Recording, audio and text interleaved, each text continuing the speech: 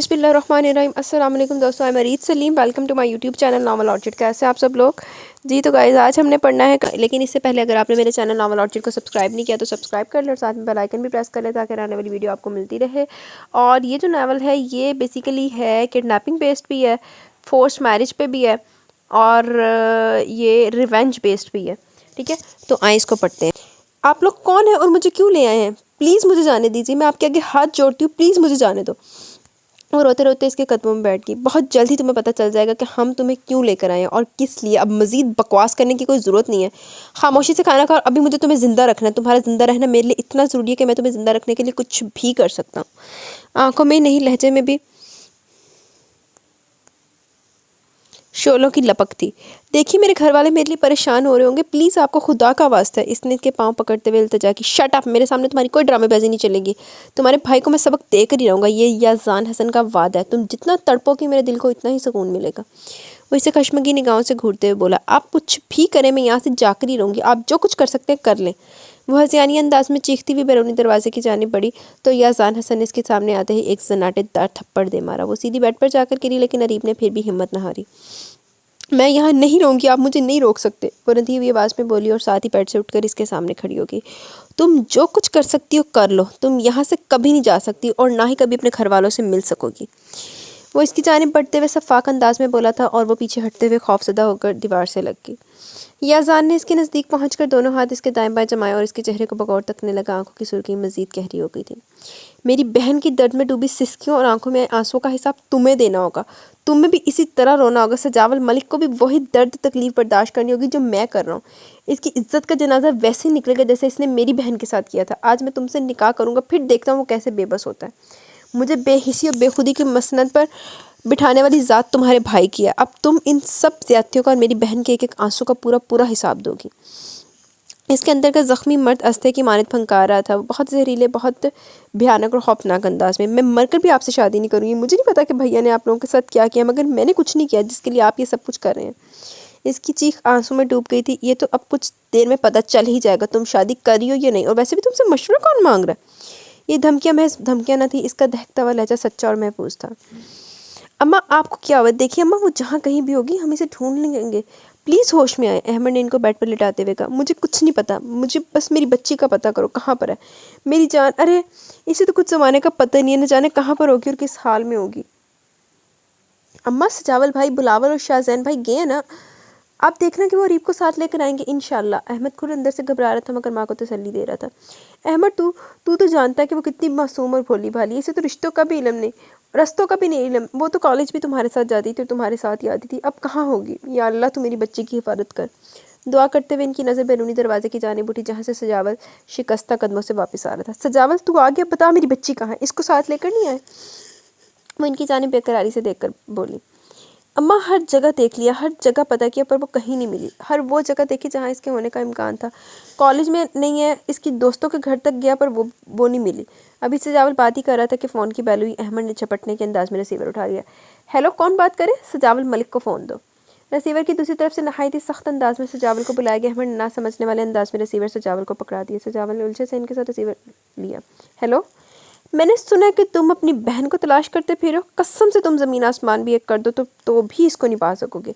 अगर कभी वो तुम्हारे सामने आ भी गई तो भी तुम्हें इसको साथ ले जाने का हक नहीं होगा। अब पता चलेगा तुम्हें कि बहन का दर्द क्या होता है। जितना बुरा तुमने मेरी बहन के साथ करना था कर लिया। अब तुम देखना कि मैं तुम्हारी बहन पर ज़िंदगी कैसे तंग करता हूँ। खुशी के नाम को तरस जाएगी और इसके दुख में तुम अजियत में रहोगे, और अगर तुम अजियत में रहोगे तो मैं खुश रहूँगा। अब तुम्हें पता चलेगा कि दूसरों की इज्जत से खेलना कितना बुरा है। आज सिर्फ और सिर्फ तुम्हारी वजह से मेरी बहन मौत की दहलीज पर खड़ी है। याज़ान हसन के लफज से आग लपक रही थी। सजावल साख्त और खामोशी से सुन रहा था। इसमें जैसे तमाम सोचने समझने की सलाहियत में ख़त्म हो गई थी। इस तरह तो इसने सोचा भी नहीं था इसके गुनाह की सज़ा इसकी मासूम बहन झेलेगी। क्या हुआ सजावल, किसका फ़ोन है? बच्चे कुछ बताओ तो, आखिर तुम बोलते क्यों नहीं? अम्मा ने इसे झंझोड़ते हुए पूछा। हाँ किसी का भी नहीं, आप फिक्र न करें, मैं जाकर रीब का पता करता हूँ। सजावल ने बुरी तरह चौंक कर जवाब दिया और फिर लंबे लंबे डग भरता हुआ बाहर निकलता चला गया। इसे होश आया कि नहीं बुआ? नहीं बेटा, होश नहीं आ रहा, किसी डॉक्टर को बुलवा लो, बुआ ने फिक्रमंदी से कहा। नहीं इसकी ज़रूरत नहीं है, मैं खुद जाकर देखता हूँ। याज़ान जारहाना अंदाज में इसके कमरे की जानिब बढ़ा। वो वैसे भी बेहोश थी। वो इसकी जानिब बढ़ा, साइड टेबल पर पड़ा हुआ जग पानी वाला उठाकर सारे का सारा इस पर डाल दिया। वो हड़बड़ाकर होश में आई। पानी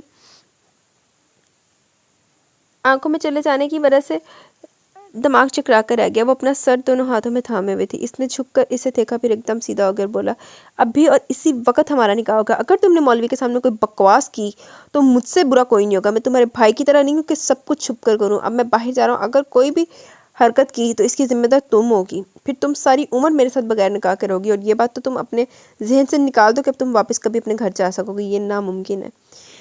ये कहते ही वो कमरे से बाहर निकल गया। कोई आसमान टूटा था इसके सर पर। अरीब अपनी जगह दम बखुद बैठी थी।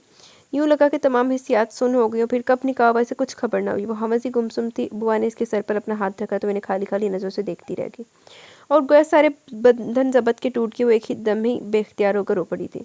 वो इसकी पुश्त थपथपाने लगी, लेकिन वो बेहोश होकर इनकी आगोश में गिर गई। अरे बच्ची, होश करो, तुम तो अभी से घबरा गई हो। अभी तो न जाने तुम्हारे साथ क्या क्या होना बाकी है। क्या देखना और करनी किसी और ने है, जिसकी भरपाई करनी किसी और की है, जिसकी भरपाई तुम करोगी। बुआ ने इसे सीधा करके लटाया, कंबल इस पर डालते हुए अपने आंसू साफ किए और लाइट ऑफ करके कमरे से बाहर निकल गई। बुआ, वो अब कैसी है? नरमीन ने सहमे हुए अंदाज में पूछा। बेहोश हो गई है। पता नहीं बेचारी के नसीब में क्या क्या होना बाकी है, पता नहीं क्या होगा। पर अदा तो बहुत गुस्से में, इनका क्या होगा? खैर, बुरा तो अद्दी का भी हुआ है, पर इसमें तो अद्दी का भी कसूर था ना, और ये तो बिल्कुल बेकसूर है। मुझे तो बहुत डर लग रहा है। अद्दा तो बहुत गुस्से में है, और आपको तो पता है कि इनको गुस्सा कितना आता है। वो तो अद्दी तक की शक्ल देखने के रवादार नहीं। नरमीन ने फिक्रमंदी से कहा, बस बेटा, दुआ करो सब कुछ ठीक हो जाए। याजान, सामने आओ मेरे। तुम्हारी हिम्मत कैसी हुई मेरी बहन को अगवा करने की? सजावल ने ड्राइंग रूम में खड़े होकर याजान को पुकारा।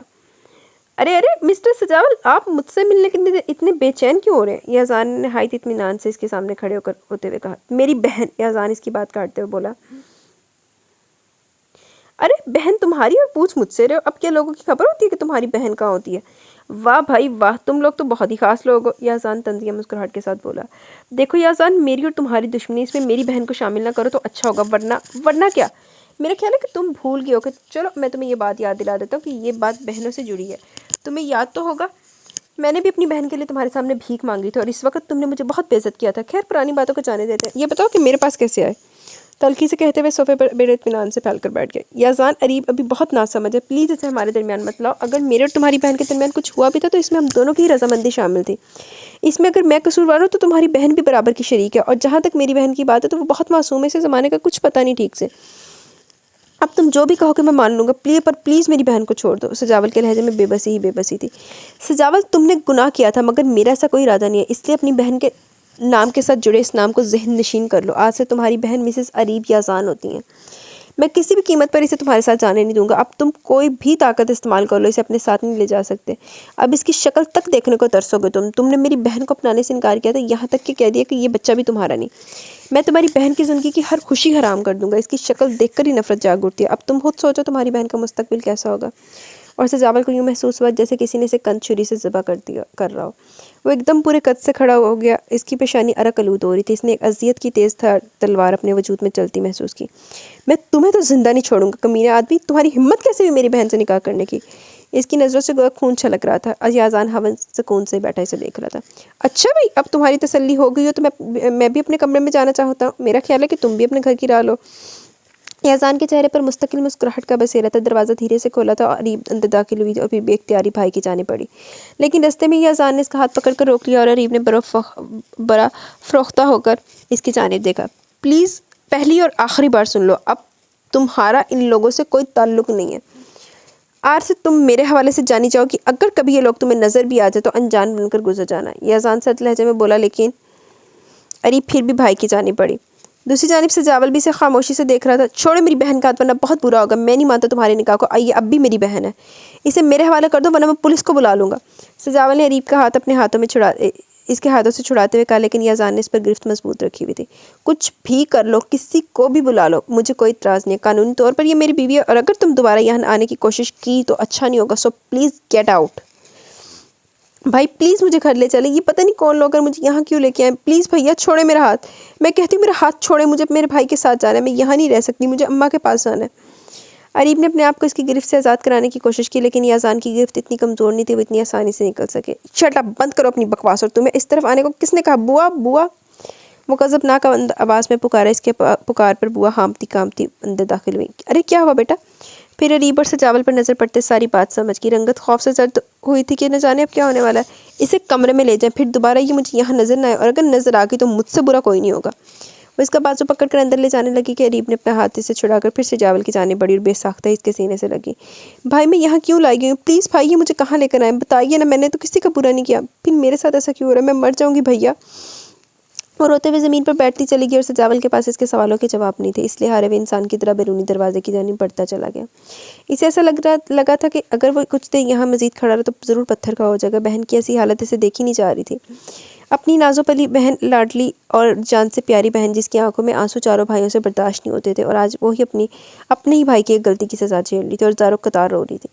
ये सब नाकाबिले बर्दाश्त था। शिकस्त खुर्दा कदमों से घर में दाखिल होते अम्मा और तीनों भाइयों के सामने सजावल की हिम्मत जवाब देगी। वो घुटनों के बल बैठकर फूट फूट कर रो दिया।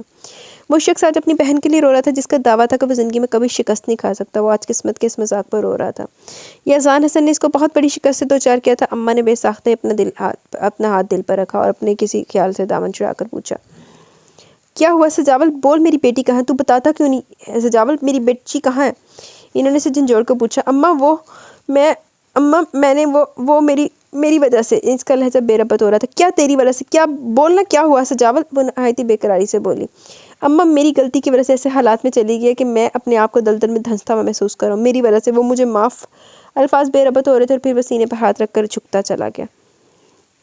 सजावल और माइजा यूनिवर्सिटी में मिले थे, दोनों ही अपर क्लास से ताल्लुक़ रखते थे, दोनों में दोस्ती हो गई। फिर दोस्ती का पसंद में बदली पता ही न चला। वो एक दूसरे कितने करीब आ गए कि गुनाह को भी सही करार देने लगे। माइजा तो सजावल को दिलो जान से चाहती थी, लेकिन सजावल के लिए वो सिर्फ दिल बहलाने का एक सामान थी। वो इसे दिल बहलाता रहा, वो इसके बहलने का सामान मत दी रही।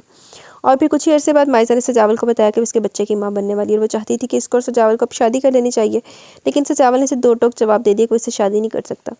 मैं तुम्हारे जैसी लड़की से शादी नहीं कर सकता। तुम जैसी लड़की से दिल तो बहला जा सकता है, पर शादी मैं किसी शरीफ लड़की से करना चाहता हूँ, तुमसे नहीं। क्या मालूम कि ये बच्चा मेरा है भी कि नहीं। तुम जैसे मेरे करीब आई हो, ऐसे किसी और के करीब भी हो सकती हो। अब इल्ज़ाम मेरे सर पर रख रही हो, मैं कैसे यकीन कर लूँ? इस तरह तो होता है फिर इस तरह के कामों में, हराम कामों में फिर इदां दे छेतर खाने पैंदे।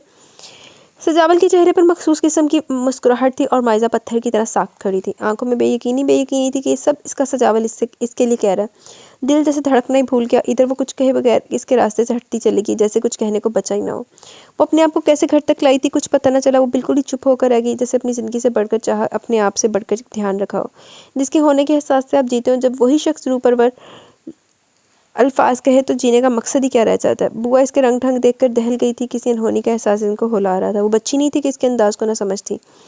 माइजा, तुम्हें पता है कि तुम्हारे अदा को पता चला तो क्या होगा? कौन है वो शख्स जिसकी वजह से आज तुम्हारी ये हालत है? क्या तुम्हें ये नहीं पता कि हमारे ख़ानदान से भाई शादी करने का कोई रवाज नहीं है?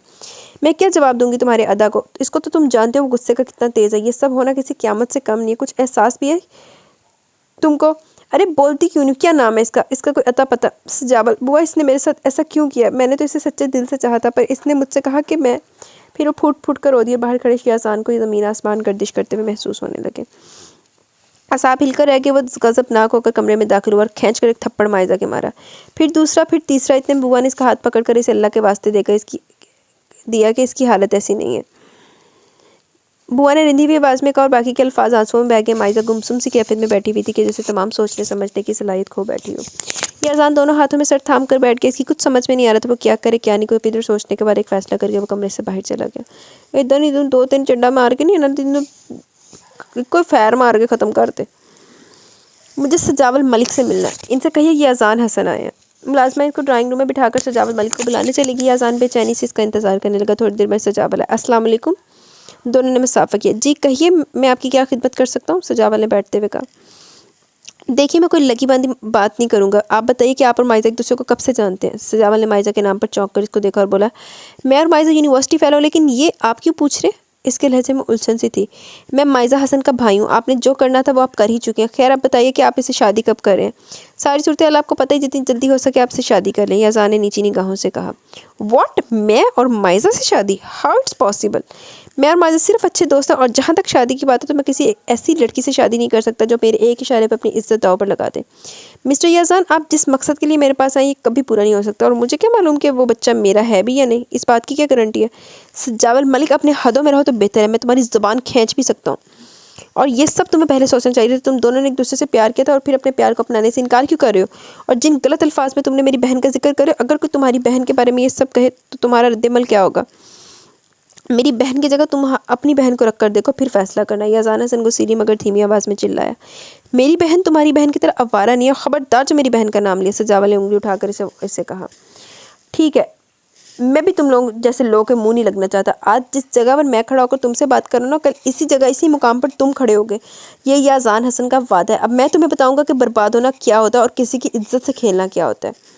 ये तो मेरी बहन की नादानी मुझे तुम्हारे दर पर ले, वरना तुम्हारे जैसे की तरफ तो याजान हसन निगाह उठाकर नहीं देखता। तुम क्या हो, क्या तुम्हारा स्टेटस क्या है? मेरे आगे तो कुछ भी नहीं। मैं चाहूँ तो तुम्हें खड़े खड़े रोड पर ला सकता हूँ, लेकिन मैं ऐसा करूँगा कुछ भी नहीं। ये सज़ा तो तुम्हारे लिए बहुत छोटी होगी। तकलीफ तो तुम्हें मैं वो दूंगा जिसका तुम्हें दर्द बहुत होगा। ये मेरी धमकी नहीं है सिर्फ, ये सब मैं करके रहूँगा। वो रौनक से बोला, फिर लंबे लंबे डग भरता हुआ चला गया। सजावल की निगाहें अब तक वहाँ ही थी जहाँ से याजान अभी गुजर कर गया था। तो फिर अपना उन्हें पूरा कर दिखाया जो उन्हें किया सी। अपने लफ्ज़ां पूरा निकलिया। मायदा की तबीयत बहुत ख़राब रहने लगी थी। याजान इसे अस्पताल लिया। वो ना कुछ बोलती थी, ना ही किसी से पहचानती थी। इसकी हालत देख देख कर याजान का गुस्सा हदों से गुजरने लगता। फिर इसका दिल चाहता कि वो सजावल मलिक को कत्ल कर दे और शायद वैसा कर भी गुजरता, लेकिन इतनी आसान मौत तो मैं तुम अभी भी नहीं दूँगा, कभी भी नहीं दूँगा। इसे तो ऐसी सजा दूंगा वो पल पल तड़पे, लम्हा लम्हा मरे। वो कहरलूद लहजे में बोला। आंखों की सुर्खी मजीद गहरी हो गई। याजान परेशानियों, हम इसे ऐसी सजा देंगे वो सारी ज़िंदगी याद रखेगा। यावर ने इसके कंधे पर यावर ने इसके कंधे पर हाथ रखकर तसल्ली दी। यावर, मैंने इसकी बहन का पता करने के लिए कहा था, काम हुआ या नहीं? हाँ, मैंने पता करवा लिया, पर तुम्हें इससे क्या लेना देना? ये बात मेरी अब तक समझ में नहीं आई। अरे यार, इसे मैं तुम्हारी भाभी बनाऊंगा। इसकी बहन मेरी बीवी कहलाएगी, लेकिन इसकी ज़िंदगी में मौत से भी बदतर कर दूंगा। जब जब वो तड़पेगी तो भाई भी तड़पेगा, और तब मैं इसकी तड़प का मज़ा लूँगा। चेहरे पर मखसूस किस्म की तंजिया मुस्कुराहट फैल गई। लेकिन यार, इसकी बहन को क्यों बीच में लेकर आ रहे हो? इसमें इसका क्या कसूर है? यावर ने हैरानगी से पूछा। कसूर तो मेरी बहन का भी नहीं था, फिर इसके साथ ऐसा क्यों हुआ?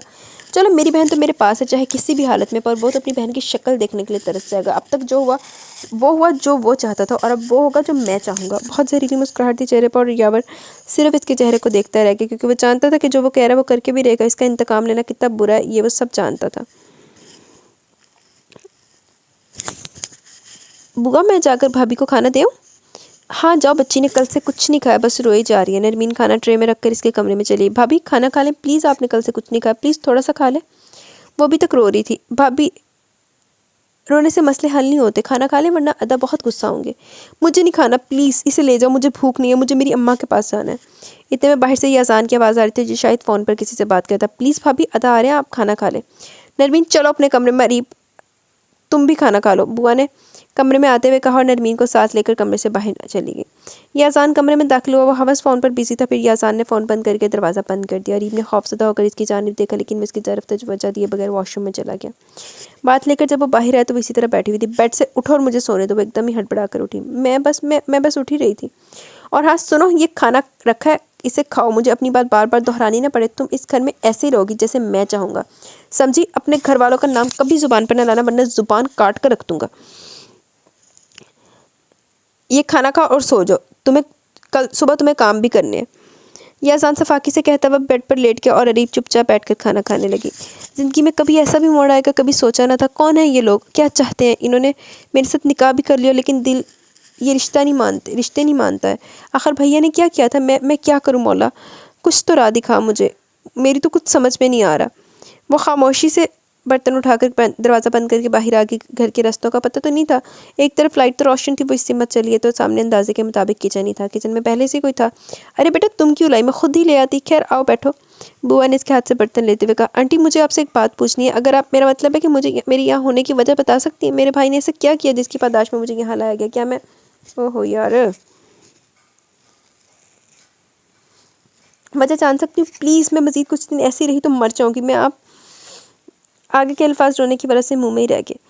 देखो बेटा, रो मत और आओ मेरे साथ। वो चुपचाप इनकी तकलीफ में चल पड़ी। यहाँ बैठो। मैं अपने कमरे में दाखिल होते बोली। बात ही ऐसी है कि शायद मैं तुम्हें क्या बताऊँ। वो शशोपन में मुब्तला थी। जो कुछ भी है बता दे। अब मैं यहाँ ही इसी घर में रहना कि शायद आपको पता नहीं, वो शायद ही ज़िंदगी में मुझे छोड़े। मैं इनकी अना का मसला, इतना तो मैं इन दिनों में जान ही गई हूँ। वो नहायत ही सख्त लहजे में बोली। फिर बुआ ने जो कुछ भी हुआ था मनोन सुना डाला। इसके हवास तलब हो गई। इस इंकशाफ पर दिमाग झटकों की जद में था। भैया ने ये सब किया? ओ गॉड, ये क्या कर दिया भैया ने? ये तो गुनाह है। काफ़ी देर बाद वो बोली तो अजीब सा दर्द हलकुरे ले रहा था। हाँ बेटा, तुम्हारे भाई ने ऐसा ही किया है। जब भी तो ये अजान भी ये इंतहाई कदम उठा गया। वो बहुत प्यार करता है अपने बहन भाइयों से। जब से माँ बाप गुजरे तब से वो अपने बहन भाइयों के लिए माँ भी और बाप भी, और मैं तो इनके रिश्ते की पुप्पी हूँ।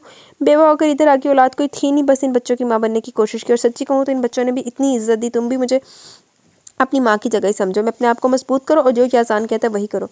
फिलहाल वक्त का यही तकाजा है। और बेटा, ये अजान दिल का बुरा नहीं है, वक्त के साथ सब कुछ ठीक हो जाएगा। इंतज़ार करो हालात ठीक होने का। रात बहुत होगी, अब जाकर सो जाओ। इन्होंने इसकी पेशानी चूमते हुए कहा और वो मुस्तरब सी होकर अपने कमरे में चली गई।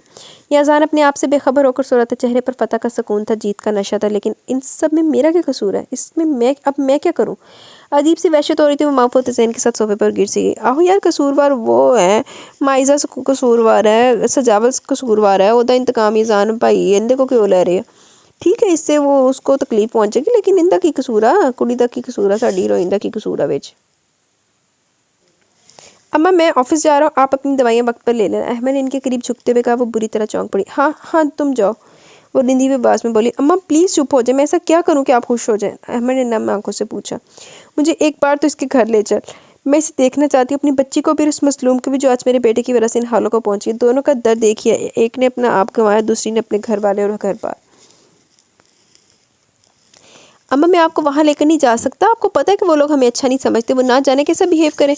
अम्मा अईब का सामना करना मुश्किल है। वो हम भाइयों की कितनी इज्जत करती थी, कितना मान था इसे अपने भाइयों पर। इसकी आंखों में बिखरे ख्वाबों की किरचियाँ मैं नहीं देख सकता और ना ही रोता हुआ। मैं सजावल भाई को कभी माफ़ नहीं करूँगा, कभी भी नहीं। आज मेरी प्यारी बहन इनकी वजह से बर्बाद होगी और हम चाहते हुए भी कुछ नहीं कर सकते। वो नहायत गुस्से से बोला। फिर भी मुझे जाना है, आखिरी बार अपनी बच्ची को देख लूँ, फिर भले अल्लाह मेरी जान ही क्यों ना ले ले। वो बेख्तियार सी होकर रो पड़ी। अम्मा प्लीज़ ऐसी बातें मत करें। बहन को खोए, लेकिन ये इत्मीनान भी है कि वो इस दुनिया में है, चाहे जहाँ पर भी है, पर जिंदा है। पर आपको गंवाने का हौसला हमें नहीं है। चलिए मैं आपको लेकर चलता हूँ। अहमद ने इनका हाथ थाम कर इनको उठाया था। याजान विला के गेट के आगे गाड़ी रोककर नौफल और अहमद बाहर निकले।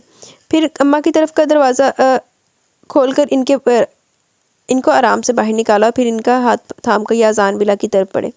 घर क्या था? महल था। लगता था कि जैसे ख्वाबों के शहर आ गए। गार्ड्स ने इन्हें अंदरूनी दरवाजे की जानी पड़ते देखा तो रोक कर पूछा, आपको किससे मिलना? आप ऐसे अंदर नहीं जा सकते। किधर यार? नरमीन जो लॉन में बैठी थी, इसने देखा तो इसने गार्ड्स को कहा, इन्हें अंदर आने दें। आप लोग कौन है और किससे मिलना है? नरमीन ने इनके अंदर आते पूछा। हमें अरीब से मिलना है। अहमद ने संजीदगी से कहा, अरे आप भाभी से मिलने आए? आइए बैठिए, मैं इनको अभी बुला कर लाती हूँ। वो इन्हें ड्राइंग रूम में बिठाकर याजान के कमरे की तरफ बढ़ी। वो दरवाजे पर दस्तक देकर दाखिल हुई। अदब, भाभी के घर वाले आए, इनसे मिलना चाहते हैं। नरमीन ने घबराते हुए इतला दी। याजान जो अपनी ऑफिस फाइल देख रहा था चौंक कर इसकी तरफ देखा। ठीक है तुम चलो, मैं आ रहा, और बुआ और अपनी भाभी को ड्राइंग रूम में भेजो।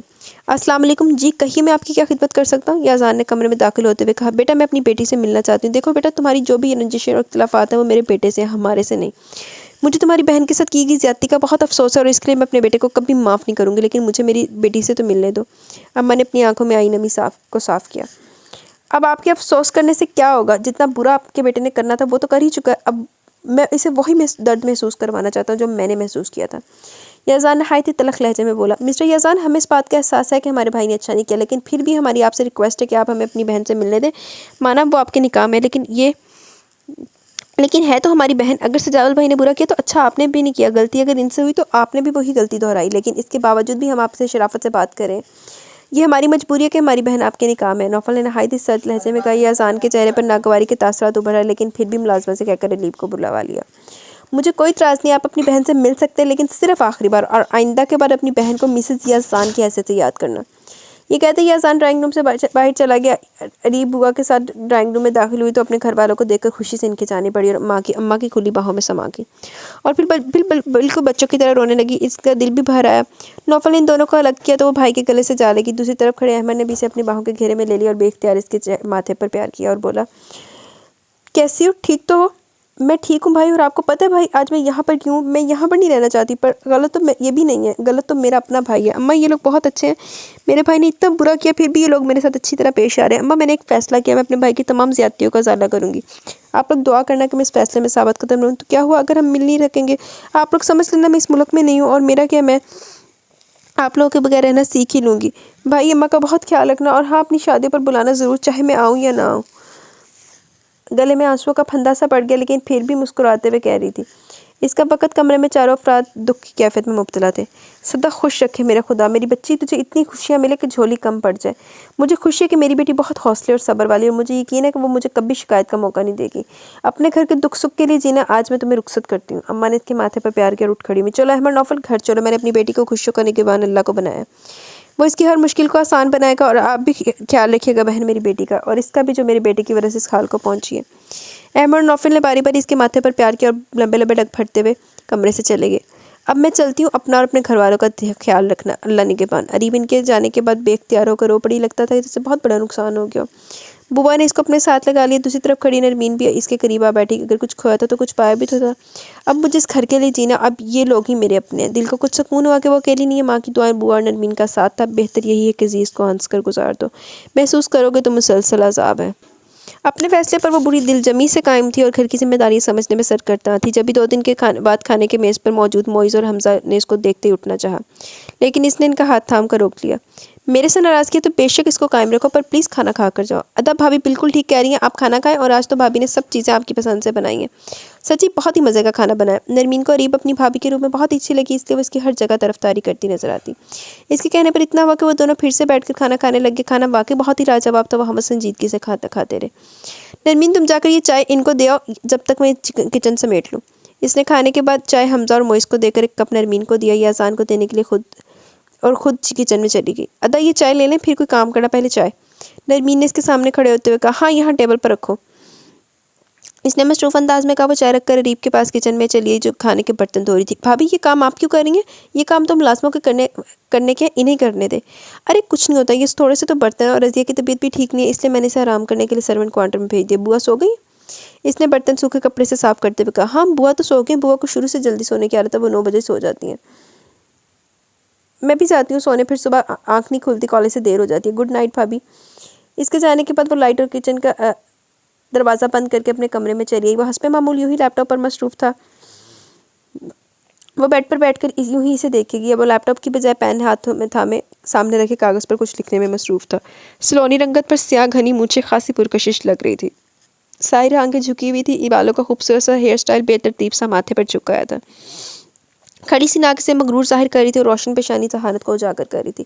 दर हकीकत वो नज़रअंदाज कर देने के काबिल न था, बल्कि इसका एक एक अंदाज कई दिलों पर भारी पड़ता होगा। या अल्लाह, इनकी सेक्रेटरी का क्या हाल होता होगा? अरीब के दिल में एक ख्याल आया। फिर अपने ख्याल पर खुद ही हंस पड़ी। झुकी हुई साहिर आंखें हैरानगी से ऊपर उठी, नजरें चार हुई। फिर इसने घबराकर दूसरी तरफ करवट बदली और सोने की कोशिश की। दूसरी तरफ वो भी सर झटक कर दोबारा लिखने में मसरूफ़ हो गया। अरे कब से फ़ोन बज रहा है, कोई उठा क्यों नहीं रहा? हेलो, कौन है? वो तो इस वक्त घर पर नहीं है। आप इनके सेल पर ट्राई कर लें, बिजी आ रहा है। तो आप ऐसा करें कि आपको जो भी काम है मुझे बता दें, मैं इन्हें बता दूंगी। मैं इनकी मिसेस बात कर रही हूँ। क्या क्या कह रहे हैं आप? दूसरी तरफ से जो खबर मिली वो इसके हवास पर बिजली बनकर गिरी। रिसीवर उठा कर रखा, मुश्किल रखा, और फिर बुआ की तरफ मतवजा भी, जो शायद फ़ोन की बेल पर इधर आई थी। बुआ वो माइजा का मिसकैरेज हो गया। अस्पताल से फ़ोन था, याजान का नंबर बिजी आ रहा था। वो कह रहे थे कि इन्हें बता दें, डॉक्टर ने कहा है। बुआ का हाथ दिल पर जा पड़ा। वो ठीक तो है? बुआ ने फिक्रमंदी से पूछा। पता नहीं, इस बारे में कुछ नहीं बताया। आप याजान को फ़ोन करके बता दें। बुआ बहुत ही उदास होकर बैठी थी। तुम ही कर लो, मैं जब तक अस्पताल जाने की तैयारी करती हूँ। यखनी तुमने बना दी थी ना? बुआ ने जाते हुए पलट कर पूछा। जी बना दी थी, और फ्लास्क में भी डाल कर रखती है।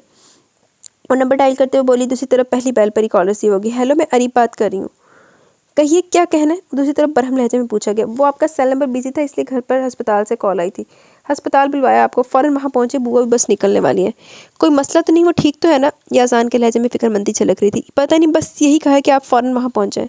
ठीक है, तुम बुआ से कहो कि हमजा के साथ वहाँ आएँ, मैं भी बस वहाँ पहुँचता हूँ। ओके, अल्लाह हाफिज़। अल्लाह हाफिज़।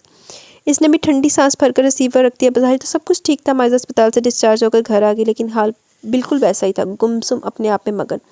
किसी से कुछ नहीं कहती थी, लेकिन अरीब का चेहरा काफ़ी देर तक देखती रही, पर बात नहीं करती थी। इसकी ऐसी हालत देखकर तीनों भाई दिल ही दिल में कुटते रहते थे। अरीब भी माइज़ा की देखभाल कर रही थी, इसके खाने पीने का ध्यान रख रही थी। वो नर्सों का भी बंदोबस्त किया 2 नर्सों का भी बंदोबस्त किया गया, जो रात को इसकी देखभाल करती थी। वैसे तो बुआ भी रात इसके पास ही सोती थी। ज़िंदगी का नाम है गुजरना, वो गुजर रही थी। चाहे जैसे भी हो, अरीब माइज़ा को देखकर अक्सर सोचती थी कि ये कितनी खूबसूरत है। आपने ऐसा क्यों किया भाई? कितनी अच्छी लगती है आपके साथ चलते हुए। अब तो कैसी गुमसुम होकर रहेगी। काश मैं इनकी खुशियाँ इनको लौटा सकती। अल्लाह तो बड़ा गफूर रहीम है, इनको इनकी खुशियाँ लौटा दे। वो दिल से दुआ को थी। मौसम का काफ़ी सर्द था, हल्की हल्की ठंडी हवाएं माहौल को खुनकी बख्शती चारों तरफ फैली हुई थी। श्याम ने आहिस्ता आहिस्ता अपना सरमई आंचल ओढ़ना शुरू कर दिया था। वो कब की टेरेस की ग्रिल से टेक लगाए खड़ी थी, लेकिन सारा ध्यान इस शख्स की जानिब था जो अनजाने में इसकी सोचों का महवर बन गया था। लेकिन इसकी नज़र में इसकी हैसियत ना होने के बराबर थी। अरे बेटा, सर्दी पड़ रही है, अंदर कमरे में आ जाओ। वो भी सामने नज़र टिकाए खड़ी थी। अब जब पीछे से बुआ ने से आवाज़ दी, आ रही हूँ बुआ। जानती थी मैं तुम इधर ही होगी, इसलिए मैं तुम्हारी कड़क चाय बनाई लाई हूँ। ओह शुक्रिया बुआ। वो इसके हाथ से चाय पकड़ कर तशक्कुर से बोली तो वो बुआ मुस्कुरा दी, फिर इसका सर थपथपा कर नीचे चली गई। वो चाय के छोटे छोटे घूंट लेती फिर से सामने देखने लगी। इसे वहाँ खड़े 3 मिनट ही हुए थे कि याजान की गाड़ी गेट से अंदर आती नजर आई।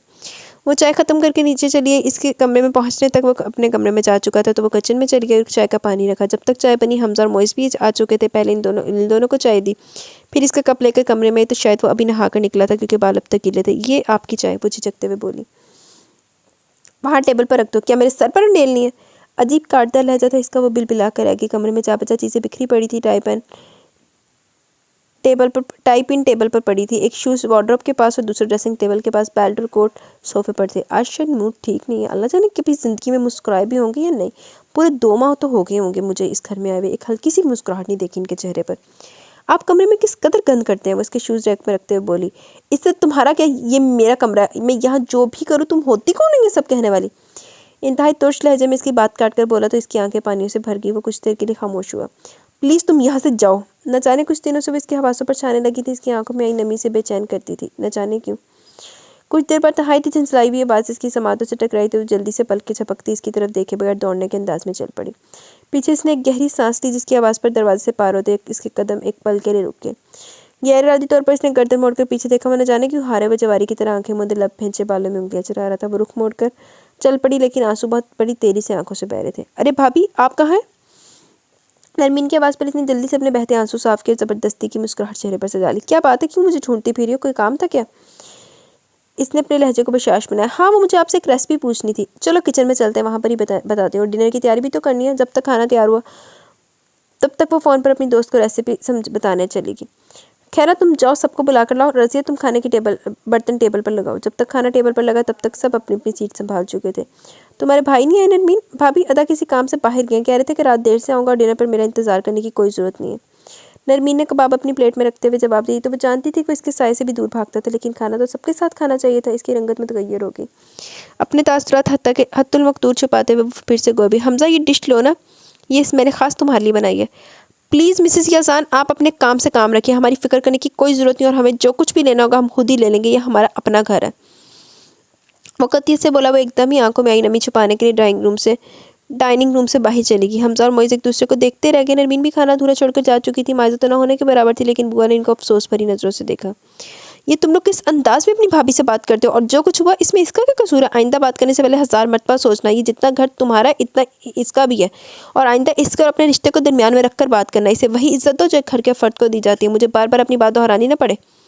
बुआ ने गुस्से भरे लहजे में कहा तो वो दोनों शर्मिंदा होकर सर झुका गए। आहो उनका की कसूर है ਜਿਹਦੇ ਤੇ ਤੁਸੀਂ ਸਿਰ ਤੇ ਸਾਨ ਕਰ ਰਹੇ ਪਏ? ਇੱਕ ਤੁਹਾਨੂੰ ਇੱਜ਼ਤ ਦੇ ਰਹੀ ਆ ਕੇ, ਤੁਹਾਨੂੰ ਖਾਣੇ ਪਕਾ के दे रही, सारा कुछ करी, फिर ਤੁਹਾਨੂੰ नहीं इज्जत पच रही। रात में वो घर ही ना लौटा तो किसी और ने तो महसूस नहीं किया, मगर वो इसकी इस बेतनाई को भी भांप गई। सारी रात इसने रोकर गुजारी, तभी तो सुबह उठते ही सूजी आंखें पसमर्दा चेहरा हो चुका था। सामने देखा तो इस वक्त ऑफिस जाने के लिए मुकम्मल तौर पर तैयार हो गया था। न जाने वो रात कब आया। वो डोर धकेलता वह ब्रीफकेस पकड़े बाहर निकलने लगा तो इसके सामने जा खड़ी हुई। रात आप डिनर पर क्यों नहीं थे? और रात घर भी नहीं आया क्यों? एकदम इसने सवाल दागा तो वो नागवारी से देखने लगा। मैं कुछ बिजी था। फिलफौर इसके सामने से हटना चाहता था। बिजी थे या आना नहीं चाहते थे? नहायती चुभते हुए लहजे में इसने पूछा। तुम जो भी समझ लो और प्लीज़ मुझे जाने दो। वो क्लाई मोड़ कर घड़ी देखने लगा। यार हट जा रीप साइड से, इनू इज्जत नहीं पचनी, इनू नहीं पचनी इज्जत, ना देना नहीं इज्जत। आप इतने बेहिस क्यों हैं? शायद तुम्हें लगता हूँ। इसने कंधे उचकाकर ब्रीफकेस दूसरे हाथ में मुंतकिल किया और जेबें टटोलकर गाड़ी की चाबी होने की मौजूदगी को महसूस किया। फिर इसके सामने आने से इसको रुकना पड़ा। इसने अजीब सर्द निगाहों से देखा। ये अजान, मैंने आपके लिए माइंडेड में लोगों को इनकी हद में रखने का कायल हूँ। क्या मैं भी आपके लिए लोग हूँ? वो टूटे लहजे में बोली। कुछ मुख्तलिफ भी नहीं हो। इसने सर झटक दिया। वेल मुझे इजाज़त दें। वो बेमरवती से कहता गाड़ी में बैठकर वहाँ से चला गया। कितने बेहिस बेमरबत शख्स याजान हसन, इसने दुख से सोचा। सजावल ने अपने आप को बिजनेस में इस कदर मसरूफ़ कर लिया कि इसको ना तो सुबह का होश था और ना ही शाम का। और इस रात दिन की मसरूफियत में इसने एक फ़ैसला किया और इस पर अमल पैरा होने के लिए याजान के ऑफिस जा पहुंचा। याजान की सेक्रेटरी ने इंटरकॉम पर इसके आने की इतला दी। दूसरी तरफ से याजान ने नहाई थी नागवारी से रिसीवर को देखा। अरे आप इनको अंदर भेज दीजिए। सर आप अंदर जा सकते हैं। सेक्रेटरी ने इंटरकॉम रखने के बाद वो इसके कैबिन की तरफ बढ़ा था। अस्सलाम वालेकुम, सजावल ने अंदर दाखिल होते हुए कहा। वालेकुम अस्सलाम। इतने अच्छे तो हमारे मरासिम है नहीं कि हम एक दूसरे की खैरियत दरियाफ्त करें। खैर कहो, क्यों आए हो? क्या अपनी बहन का पता यानी खैरियत पूछने आए हो? इसने इस्तज़ाइया हंसी के साथ कहा। नहीं, मैं अपनी बहन की बात करने नहीं आया, बल्कि मैं तुमसे तुम्हारी बहन को मांगने आया। सजावल ने नहायत इत्मीनान से धमाका किया। व्हाट? यह जानी एकदम ही अपनी सीट से उठ गया। देखो, मेरी बात तहम्मुल से सुनो। मैं वाकई खलूस से दिल से तुम्हारी बहन से शादी करना चाहता हूँ। ये मैं अरीब की वजह से नहीं बोला, बल्कि तुमने मेरी आंखें खोल दी हैं कि मैं वाकई गलत था। आज मुझे ये इतराफ़ करने में कोई कबाहत नहीं कि मैं माइज़ा से बहुत मोहब्बत करता हूँ। प्लीज़ इनकार करने से पहले माइज़ा से ज़रूर पूछ लेना। हो सके तो मुझे माफ़ कर देना और इस बारे में सोचना ज़रूर। इस फैसले में हम दोनों के लिए बेहतरी है। अब मैं चलता हूँ। यह अजानपुर सोच अंदाज में दरवाजे की तरफ देख रहा था जहाँ से सजावल अभी गुजर कर गया था। इसके लिए सोचो कि नई दरबार कर गया। हाँ देख ला, ਉਹਨੂੰ अपनी गलती का एहसास हो गया। उन्होंने तो सारा उन्होंने मामला भी सैट हो जाना, उनका ब्याह कर देना। चलो वो स्टार्ट में नफरत चलेगी और फिर वो सारा सिस्टम हो जाएगा। तो एंदा की कसूर है भाई, वो रीब दा तो उत्थे ही मामला रह गया ना। जब सीने के अंदर सांस के दरिया डोलते हैं, जब मौसम सर्द हवाएं चुप में घोलते हैं, जब आंसू पल के रोलते हैं, जब सब आवाज़ें अपने अपने बिस्तर पर सो जाती हैं, तब आहिस्ता आहिस्ता आंखें खोलते हैं, दुख बोलते हैं। सजावल, तुमने मुझे कहीं का नहीं छोड़ा। मैं तुमसे कितना प्यार करती थी, तुमने इस प्यार की लाज तक नहीं रखी। क्यों किया तुमने ऐसा? तुम्हारी वजह से मैंने अपना बच्चा खो दिया। तुम मेरे बच्चे के कातिल हो। मैं तुम्हें कभी माफ़ नहीं करूँगी। तुमने अपने ही बच्चे को अपनाने से इनकार कर दिया। तुम वो नहीं हो जिसे मैंने कभी चाहा था। तुम तो कोई आम से मर्द हो, मेरे सजावल नहीं हो। अगर होते तो तुम मेरे साथ ऐसा नहीं करते। I hate you. रात की तारीकी में अपने आप से हम कलाम थी और माइज़ा और बेख्तियार रोई जा रही थी। मैं अदाई अजान का सामना नहीं कर सकती, इसलिए चुपचाप रहती हूँ और हमारी वजह से तुम्हारी बहन सजा पा रही है। वो तो बिल्कुल बेकसूर है, पर मैं इसके लिए कुछ नहीं कर सकती और अगर कुछ कहूँगी तो अदा पता नहीं क्या करेंगे। अदा इसके साथ अच्छा नहीं करे और इस काबिल नहीं है कि इसे नज़रअंदाज किया जाए। सजावल, तुम्हारी बहन बहुत खूबसूरत है, लेकिन एक बात इसमें है कि वो तुम्हारी तरह बेहिस, बेदर्द और बेवफा नहीं है। वो इतनी अच्छी है कि मैं शर्मिंदा हूँ इससे कि मेरी वजह से किस क्राइसिस से गुजरना पड़ा, लेकिन मुझे इस बात का यकीन है कि एक दिन अदा इसकी मोहब्बत के आगे घुटने टेक देंगे। वो तुम्हारी तरह नहीं है, वो बहुत अच्छी है। तुमने मेरे साथ इतना बुरा किया है ना, फिर भी तुम मेरी ज़िंदगी हो। तुम्हारे बगैर रहना मुश्किल है। तुम इतने बुरे हो फिर भी इस दिल में क्यों रहते हो? मैं तुम्हें सोचना नहीं चाहती। तुम मेरे जज्बों के कातिल हो। वो अपने कमरे में फूट फूट कर रो रही थी। कमरे के बाहर से गुजरते ही अजान के कदम एक पल के लिए रुके, फिर अपने कमरे की जानिब बढ़ के। कमरे में आकर भी इसके जहन में माइज़ा की सिसकियों की आवाज़ गूंज रही थी, जो दिल और दिमाग पर कोड़े बनकर लग रही थी। तो क्या माइज़ा अब भी? तो अब मैं क्या करूँ? वो मुस्तरब होकर इधर उधर टहल रहा था, फिर नज़र सोई भी अरीब पर जा टिकी। इसे देखते ही अजीब से एहसास जाग उठते थे। दिल इसकी तरफ खींचता था। काफ़ी देर तक वो इसे बगौर तकता रहा, फिर धीरे से इसके करीब बैठ गया। इसकी नज़रों की तपश थी या कुछ और, बहरहाल इसकी आंखें खुल गई और फिर अपने बहुत ही करीबी आज़ान को देखा तो हैरान रह गई, क्योंकि आज से पहले ना तो वो इसके करीब आया था, ना ही इसको छूना। वो तो इसको छूना ही गुनाह समझता था। आपको कुछ चाहिए? वो हरासा होकर पूछने लगी। क्यों? कुछ चाहिए हो तो तभी तुम्हारे करीब बैठा जा सकता है, मैं तुम्हारे करीब नहीं बैठ सकता। वो अजीब गंभीर लहजे में कहा इसने। नहीं, वो एकदम ही पीछे की तरफ हटी। दिल यक लख्त रुक के आज तो इसके तेवर ही बदले हुए थे। वो जितना इससे पीछे हटी थी, इसने इसको अपने इतना ही करीब किया, इतना करीब की सांसें इसकी सांसों को महसूस कर पा रही थी। तुम्हारे भाई की वजह से आज मेरी बहन रो रही है, तो मैं इसकी बहन को इतने सुकून से कैसे रहने दे सकता हूँ? तुम्हें तो आज तक गौर से देखा तक नहीं। लहजे में खुशकी और रौनक बसी थी। वो खौफजदा होकर इसे देख रही थी, फिर अपनी आंखों में आई नमी और रंधे हुए लहजे में बोली। आप इसके अलावा कर भी क्या सकते हैं? आप में और भाई में कोई फ़र्क नहीं है। दोनों तरफ से हम लड़कियों की हार हुई है। जीते तो आप दोनों हैं, हम तो सिर्फ खिलौना जिसे आप लोगों को खेलने के लिए दे दिया गया। इसके तज़हीक भरे अल्फाज पर वो तिल मिलाकर उसको अपनी बेख्तियार अपनी गिरफ्त से आज़ाद कर दिया। तुम अपने आप को समझती क्या हो? तुम मेरी बीवी हो, बीवी बनकर हो, बल्कि तुम यहाँ पर अजाले के तौर पर आई हो। अपनी औकात में रहना सीखो और आइंदा के बाद अपनी ज़ुबान बंद ही रखना। मैं तुम्हारे भाई को कभी माफ़ नहीं करूँगा।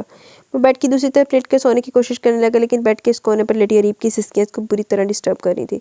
अब मुझे सोने भी दोगी या नहीं? बंद करो अपनी बिन। याज़ान ने करवट लिए बगैर खुदरे लहजे में कहा, लेकिन इसके कहने से इसकी सिसकियाँ और ज़्यादा तेज़ हो गई। अब अगर मुझे तुम्हारे रोने की आवाज़ आई तो मैं तुम्हारा गला दबा दूंगा। इसकी सेमत करवट लेते हुए तपे हुए लहजे अंदाज में बोला। ये भी कर गुजरे, आपका क्या जाएगा? वो हवस रोते हुए और गुस्से में बोली। याज़ान ने इसे एकदम ही अपनी तरफ खींचा। वो तो बेख्तियारी सहम गई। अब नहीं रोंगी, छोड़िए मुझे प्लीज़। इसके सीने में चेहरा छुपाया अरीब का पूरा वजूद लरस रहा था। वो दबे दबे गुस्से में चिल्लाई तो याज़ान ने इसको छोड़ दिया और फिर से करवट के बल सोने की कोशिश करने लगा। इस खामोशी से छोड़ने पर अरीब को सख्त हैरानी हुई, फिर सुकून का सांस लेकर खुद भी सोने लगी। वो नफ़रतों के सवाल करते, मोहब्बतों के जवाब मांगे कि मेरे हिस्से में कांटे लिखकर वो मुझसे ताज़ा गुलाब मांगे। ये चाहतों की कड़ी मसाफत चले हैं तन्हा शिकस्त खोरदा, कोई तो मेरा दर्द जाने, कोई तो इससे हिसाब मांगे।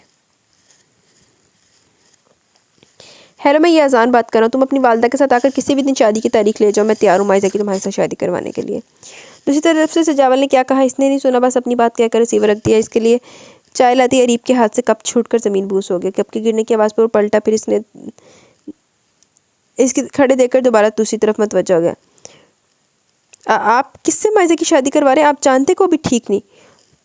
तुम्हें मेरे मामले में बोलने की ज़रूरत नहीं है, वो इसकी बात काट कर बोला। और हाँ सुनो, इसको चुपचाप पलटते देखकर पुकारा, माइजा को बता दो कि मैंने इसकी शादी तय कर दी, वहीं जहाँ इसकी खुशी, और तुम भी कान खोल कर सुन लो। माइजा की शादी सजावल से हो ज़रूर रही है, लेकिन इसका मतलब ये नहीं कि मैं इसकी गलती माफ़ कर चुका हूँ।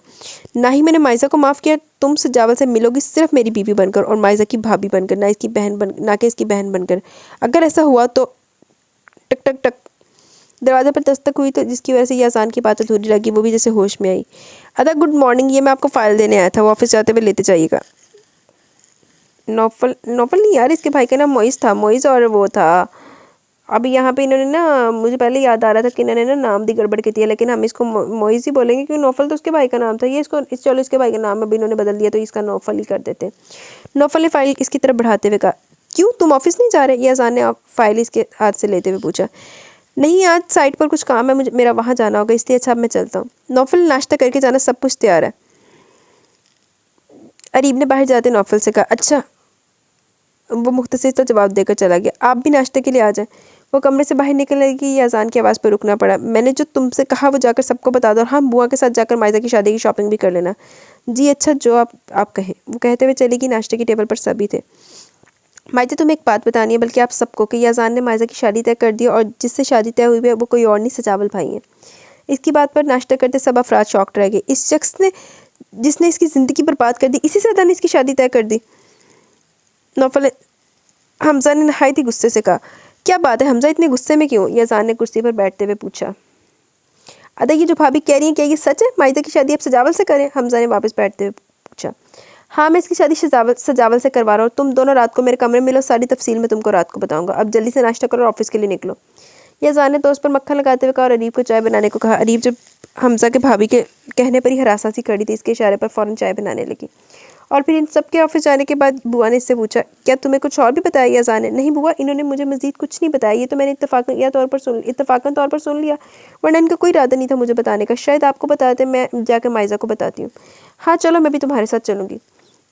वो इसके कमरे में आई तो वो चुप सी बैठी थी। माइजा बेटा, मेरी बात सुनो। अभी तुम्हारी भाभी ने जो तुमसे कहा कि तुम्हारी शादी सजावल से हो रही है। बुआ, मैं इस शख्स से कभी शादी नहीं करूँगी। आप अदा को मना करें, मैं इस शख्स के साथ नहीं रह सकती। तुम रह सकती हो या नहीं, ये तुम्हें पहले सोचना चाहिए था। तुम्हारी शादी तुम्हारी पसंद से ही हो रही है, और इतवार के दिन सजावल के घर वाले रहे। अब मज़ीद तुम्हारी कोई बात नहीं मानी जाएगी। अब और कितना बेइज्जत करना है तुमने, और अब और बकवास करने की ज़रूरत नहीं। तुम मेरे साथ आओ। या अजान ने पहले माइजा को सुनाया, वो फिर दम्बा खुद खड़ी अरीब से कहा। नौफल ने जो फाइल इसे दी थी वो यहीं पर भूल गया था, इसको लेने के लिए आया कि माइजा की आवाज़ सुनकर इसके कमरे की जानिब बढ़ा। फिर इसको अपना फैसला सुनाकर अरीब को साथ लिए कमरे में चलाया। वो वाली फ़ाइल लाकर तो जो मैंने कल रखने को दी थी, ये ले फ़ाइल। अरीब ने जल्दी जल्दी से फ़ाइल निकाल कर इसे दी। कुछ और चाहिए तो बता दे, इसने डरते डरते पूछा, तो इसे घूरते हुए फ़ाइल लिए चला गया। इसके जाते ही अरीब ने कदे सुकून का सांस लिया। माइजा, आपने सुबह से कुछ नहीं खाया, अब भी आप खाने से इनकार करिए। प्लीज़ थोड़ा सा तो खा लें। अरीब ने खाने की ट्रे इसके सामने रखते हुए कहा। भाभी प्लीज़ ये खाना आप ले जाएं, मैं नहीं खाऊंगी। अदा क्यों मुझे इस बेवफा से ब्याना चाहते हैं? प्लीज़ आप अदा से कहें, मैं इससे तो क्या किसी से भी शादी नहीं करना चाहती। माइजा रोते हुए कह रही थी। देखिए माइजा, रोने से मसले हल नहीं होते। अगर हो जाते तो मैं भी रो धोकर तमाम मसले हल कर लेती। और जहाँ तक आपके भाई का फैसला, इसे तो मैं तो क्या कोई भी नहीं बदल सकता। मैं ये तो नहीं कहती कि मेरा भाई बहुत अच्छा, मुझे पता है कि इन्होंने आपके साथ बहुत बुरा किया, लेकिन फिर भी आप सजावल भाई से शादी करें, क्योंकि दूसरा कोई भी आपको अपनाएगा तो एक ना एक दिन ज़रूर ताना ज़रूर देगा। मगर वो आपको जानते हैं, वो आपको ताना नहीं देंगे। क्यों नहीं दे सकता? इसने मुझे कहा कि मैं कैसे यकीन करूँगी ये बच्चा मेरा, ये किसी और का नहीं। आपको क्या पता कि इसने कैसे कैसे अल्फाज इस्तेमाल किए? माइजा इसकी बात काट कर बोली तो अरीब एकदम ही खामोश हो गई। लेकिन मैं अब भी इस शख्स को दिल से नहीं निकाल पा रही। भाभी, मैं कैसे इस शख्स के साथ शादी कर लूँ जिसने मेरी इज्जत मेरे भाइयों के सामने दो कौड़ी की कर दी? मैं तो अदा, यज़ान, नौफल और हमजा से नज़र तक नहीं मिला पाती। मेरा दिल चाहता है कि मैं इनके सामने आने से पहले ही मर जाऊँ। मेरी वजह से आज आप मेरी भाभी के रूप में मेरे सामने हैं। भाभी, मैंने तो आपके साथ भी बहुत बुरा किया, प्लीज़ हो सके तो मुझे माफ़ कर दें। आप तो अपने भाई और अम्मा से भी नहीं मिल सकती, सिर्फ मेरी वजह से मुझे माफ़ कर दें। इसने अरीब के साथ सामने हाथ जोड़ते हुए कहा। प्लीज़ ऐसा मत करो, मुझे तुमसे कोई शिकायत नहीं है। मुझे यकीन है एक दिन तुम्हारे भाई सब कुछ भूल जाएंगे और सजावल भाई को माफ़ कर देंगे। तुम दुआ करो मैं अपने भाई और अम्मा से मिल सकूं। अभी तो मैं अपनों का नाम भी नहीं ले सकती। अरीब ने अपनी आंखों में आई नमी को साफ करते हुए कहा। तुम खाना खा लो और जो तुम्हारी अदा कहें वो मान लो। वो कभी गलत नहीं करेंगे। इस फैसले के पीछे इनकी कोई ना कोई सोच ज़रूर होगी। अरे वाह भाभी, आप तो अदा को बहुत अच्छी तरह समझ गई कि आपको इनसे मोहब्बत हो गई है। नरमीन जो काफ़ी देर से खामोश बैठी थी अब शरारत से पूछ रही थी। अरीब तो एकदम ही चहम गई, गालों पर सुर्खी दौड़ गई। बदतमीज, चुप हो जाओ माइजा, तुम खाना खा लो, मैं ज़रा हमजा और नौफल को दूध देकर आती हूँ। वो दूध की गिलास लेकर अपने कमरे की जानिब बढ़ रही क्योंकि वो याज़ान के साथ ही बैठे थे। इसके दाखिल होने पर वो लोग खामोश हो गए। इसने जल्दी से दूध के गिलास टेबल पर रखे और जल्दी से बाहर आ गई और बाहर लॉन में चली गई। पोर्टिको की लाइट्स ऑन थी। वसी लॉन में सन्नाटा तारी था। न जाने सजावल भाई ने अम्मा को कैसे राज़ी किया होगा। वो सर्दी से बेनियाज होकर लॉन की सीढ़ियों पर बैठी थी। अपने इर्द गिर्द की भी से परवाह नहीं थी। शाला गिरकर कदमों में आ गई थी। यहाँ क्या कर रही हूँ, मरने का इरादा, इतनी सर्दी में बाहर बैठी हूँ, चलो कमरे में, अभी तुम्हें ज़िंदा रखना बहुत ज़रूरी है। याज़ान ने संजीदगी से कहा। अरीब इसके अचानक आ जाने पर डर सी गई और दिल थक थक कर रहा था। आप बातें कर रहे थे तो मैंने सोचा कि मैं कुछ देर बाहर बैठ जाती हूँ। अरीब नज़र झुकाकर धीमे लहजे में बोली, ठीक है तुम जाओ। अरीब को इनका अंदाज गुमसुम सा लगा, जैसे वो अंदरूनी खलफशार का शिकार हो, लेकिन फिर भी कुछ के बगैर घर के अंदरूनी हिस्से की जानिब बढ़ गई। देखें हम सब ने अपनी अपनी जगह तो सैट हो जाना, सैटिंग तो रीर दी भी हो जानी है। याज़ान हसन ने फ्लैट हो जाना ओहदे ते, बट मसला तो वही है ना, गलती तेरी भी नहीं है, एड्डी सारी ना माफ़ी देइए डंगर नूं। आज इतवार का दिन था। अरीब के कदम और नज़रें बार बार दरवाजे की तरफ बढ़ती और फिर पलट जाती। नौफल और हमजा लाउंज में बैठे कब से इसकी बेकरारी को नोट कर रहे थे। क्या बात है भाभी, आपको किसी का इंतज़ार है? नौफल ने संजीदगी से पूछा। नहीं तो तुम्हें क्यों लगा कि मुझे किसी का इंतज़ार? वो बुरी तरह हकला कर रहेगी। शाम 4 बजे तक आपके घर वाले आएंगे, आप जब तक यहाँ आकर बैठे। हमजा ने इसका हाथ थाम कर सोफे पर बिठाया, खुद दो जना होकर इसके सामने बैठ गया। भाभी हम आपका दुख समझते हैं, फिर अपनी बहन का दुख सोचकर गुस्सा आ जाता है, प्लीज़ हमें माफ़ कर दें। हमने आपसे बहुत बदतमीज़ी की है। आप हमारे इस भाई की बीवी है जो हमारे लिए बड़ा भाई, बाप, माँ सब कुछ है, इसलिए आप भी हमारे लिए काबिल एहतराम है। अब आपको हमसे कोई शिकायत नहीं होगी। हम पूरी कोशिश करेंगे आपके भाइयों की कमी पूरी कर सकें। हमजा ने इसके आंसू अपने हाथों से साफ करते हुए कहा। नौफल ने भी इसके सर पर हाथ रखा। अरीब खुशी से मुस्कुरा दी। तुम्हारे भैया आ रहे हैं, प्लीज़ इनके सामने कुछ मत कहना। अरीब ने एकदम ही अपने बहते आंसू साफ किए। अरे अहमद तुम? हमजा ने सजावल लोगों के साथ अहमद को देखकर हैरानगी से कहा। हमजा तुम यहाँ? वो भी इससे कम हैरान न हुआ। तुम सजावल मलिक के भाई हो? हमजा ने पूछा। और तुम मेरी बहन के देवर? ओ माय गॉड, दोनों कॉलेज के ज़माने के दोस्त थे, लेकिन आज तक ये दोनों एक दूसरे के घर के नहीं गए थे। प्लीज़ आप लोग बैठें। वो दोनों मुस्कुराते हुए बैठ गए। अम्मा की नज़रें बेचैनी से रीब को तलाश कर रही थी। वो इनके साथ आकर ड्राइंग रूम में दाखिल वो याज़ान के साथ ड्राइंग रूम में दाखिल हुई, लेकिन फिर एक पल को कदम रुके। मार भाइयों को देखकर दिल चाह रहा था कि सब भूल भाल कर इनके गले लग जाए। लेकिन याज़ान का खौफ भी साथ था। सिर्फ सलाम करके वो याज़ान के बराबर बैठ गई। मुलाजमा कोल्ड ड्रिंक सर्व करके जा चुकी थी। देखो बेटा, हम तुमसे तुम्हारी बहन का रिश्ता मांगने और इसी हफ्ते के अंदर शादी भी करना चाहते हैं। माँ ने याज़ान के सामने अपनी बात रखी। मुझे कोई इतराज़ नहीं, आप जब चाहें बारात लेकर आ सकते हैं, हमारी तरफ से सब तैयारियां मुकम्मल है। अरे बेटा, मुलाजमा से कहो कि मिठाई लेकर आए, सबका मुँह मीठा करवाना है। जी अच्छा। अरीब उठते हुए बोली। भाभी रहने दे, मैं जाकर कहता हूँ, आप बैठिए। हमजा ने इसको बिठाकर खुद ड्राइंग रूम से बाहर चला गया। सजावल मलिक, एक बात तुम पर वाज़ेह कर दूँ, इस शादी से मुझ पर कोई असर नहीं पड़ने वाला। ना मेरी सोच का नज़रिया बदला है, मेरी मिसेस से आप लोगों का कोई ताल्लुक़ नहीं होगा। इस शादी के बाद भी मेरी बहन तुम जैसे इंसान को पसंद ना करती तो मैं ये शादी कभी नहीं होने देता, लेकिन मैं मजबूर हूँ अपनी बहन के आंसुओं की वजह से जो इसकी आंखों से तुम्हारे लिए बहते हैं। बहरहाल आप लोग एक हफ्ते में बारात लेकर आना चाहते हैं तो हमें कोई एतराज़ नहीं। आप क्या कहती हैं बुआ? याज़ान ने संजीदगी से बुआ से पूछा। हाँ ठीक है, मुझे क्या एतराज़ हो सकता, बुआ खुशदिली से बोली। याज़ान के मोबाइल पर बीप हुई, वो एक्सक्यूज़ करता बाहर चला गया। इसके जाते अरीब बेख्तियार ही अपनी अम्मा की तरफ बढ़ी, के गले लग गई।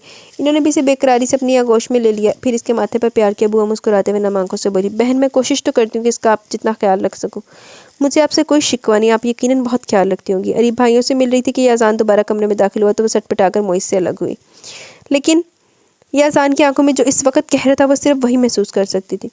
सब कुछ इतनी जल्दी में हो कि चट मंगनी पट ब्याह वाला मामला हो गया। माइजा को रुखसत करवा के सजावल मलिक ले आया था। आज वो इस शख्स की ख्वाबगाह में मौजूद थी जिससे कभी इसने बेपनाह बेहिसाब प्यार किया था, लेकिन आज इससे इतनी नफरत करती थी। दरवाज़ा खोलकर सजावल अंदर दाखिल हुआ, फिर इसके करीब आकर बैठा। माइजा, हो सके तो मुझे माफ़ कर दो। सजावल ने इसके हाथ अपने हाथों में लेकर कहा। माइजा ने एकदम ही हाथ इसके हाथों से छुड़ाकर बोली।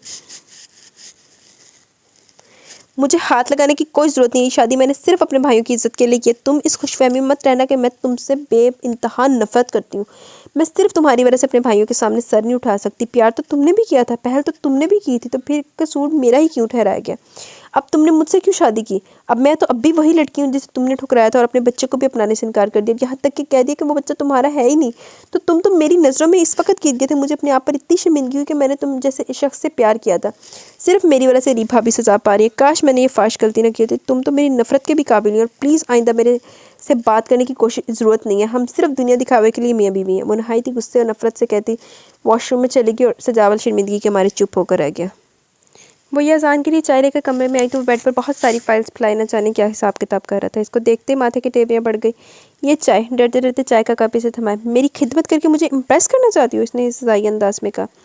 मैं आपकी बीवी हूँ, अगर कोई आम सी लड़की होती तो आप कह सकते थे मैं आपको इम्प्रेस कर रही हूँ। इसके अल्फाज इसको तपा गए, लेकिन मैंने इस रिश्ते को अभी तक कोई अहमियत नहीं दी। वो इस पर नजर जमाए बहुत सर्द लहजे में बोला, अगर अहमियत नहीं देनी थी तो रिश्ता कायम ही क्यों किया? वो भी आखिर इंसान थी, कहाँ तक बर्दाश्त करती?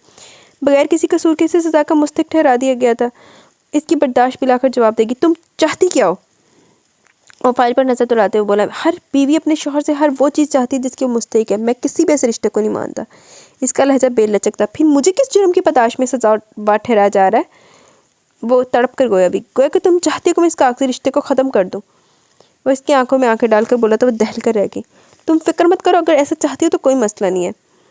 वो हवस इस पर नजरें गाड़े हुए था। मैंने ऐसा तो नहीं कहा आपको, वो सहमे हुए लहजे में बोली। कहा नहीं, लेकिन ख्वाहिश तो है, वो न जाने का गुलवाना चाहता था। मैं आपसे बहस नहीं करना चाहती। तुम्हें अगर मेरे साथ रहना तो ऐसे ही रहना होगा जैसे मैं चाहूँ, और जहाँ तक मैं हकूक़ की बात है ये फॉर्मेलिटी कभी भी पूरी कर दूंगा, लेकिन मैं आपके साथ ऐसे नहीं रहना चाहती। वो चीख कर बोली। तो फिर ठीक है, मैं तुम्हें तलाक देता हूँ। नहीं ये जान आप ऐसा नहीं कर सकते। मैं आपके आगे हाथ जोड़ती हूँ, आपके आगे पाँव पड़ती हूँ, आप मुझे नहीं छोड़ सकते। नींद में सोते हुए चिल्लाई ये जान जो सोफे पर बैठा ऑफिस वर्क कर रहा था। इसके चीखने पर इसकी तरफ भागा।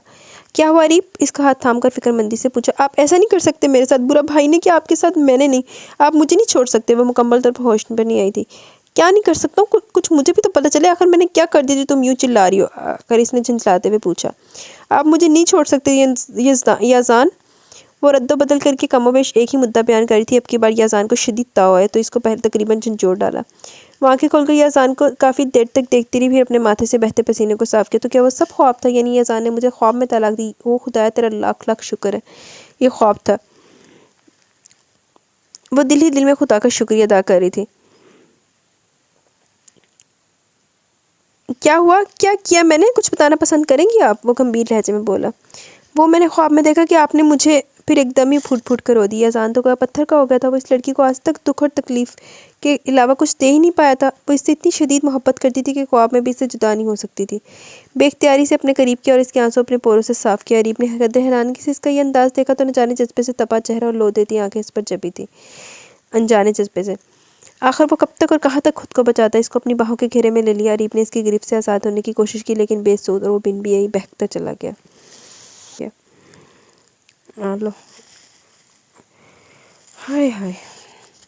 सजावल मलिक जितना इसके करीब होने की कोशिश करता वो इतना ही से दूर भागती। बाकी घर वालों के साथ इसका रवैया बहुत अच्छा था। अम्मा का और मोइज़ और अहमद का वो बहुत ख्याल रखती थी। पत्थर थी तो सिर्फ इसके लिए। इन 3 महीनों में इसने किस किस तरीके से माफ़ी ना मांगी, लेकिन इसका दिल मोम ना हुआ। गलती तो तुहाडे दोनों दी आ। माइज़ा मेरी शर्ट का बटन टूट गया, प्लीज़ लगा दो, ऑफिस आने में देर हो रही है। सजावल ने शर्ट पहनते हुए कहा। मुझे उतार कर दे दो, मैं लगा देती हूँ। इसने वार्डरोब से स्विंग बक्स निकालते हुए कहा। ऐसे लगा दो, मुझे वैसे देर हो रही है, उतारने और पहनने में टाइम वेस्ट होगा। वो परफ्यूम स्प्रे करते बोला। वो झंझलाती हुई बटन लगाने लगी। बटन लगाते हुए बगौर से देखा गया जो इसके करीब होकर भी बहुत दूर थी।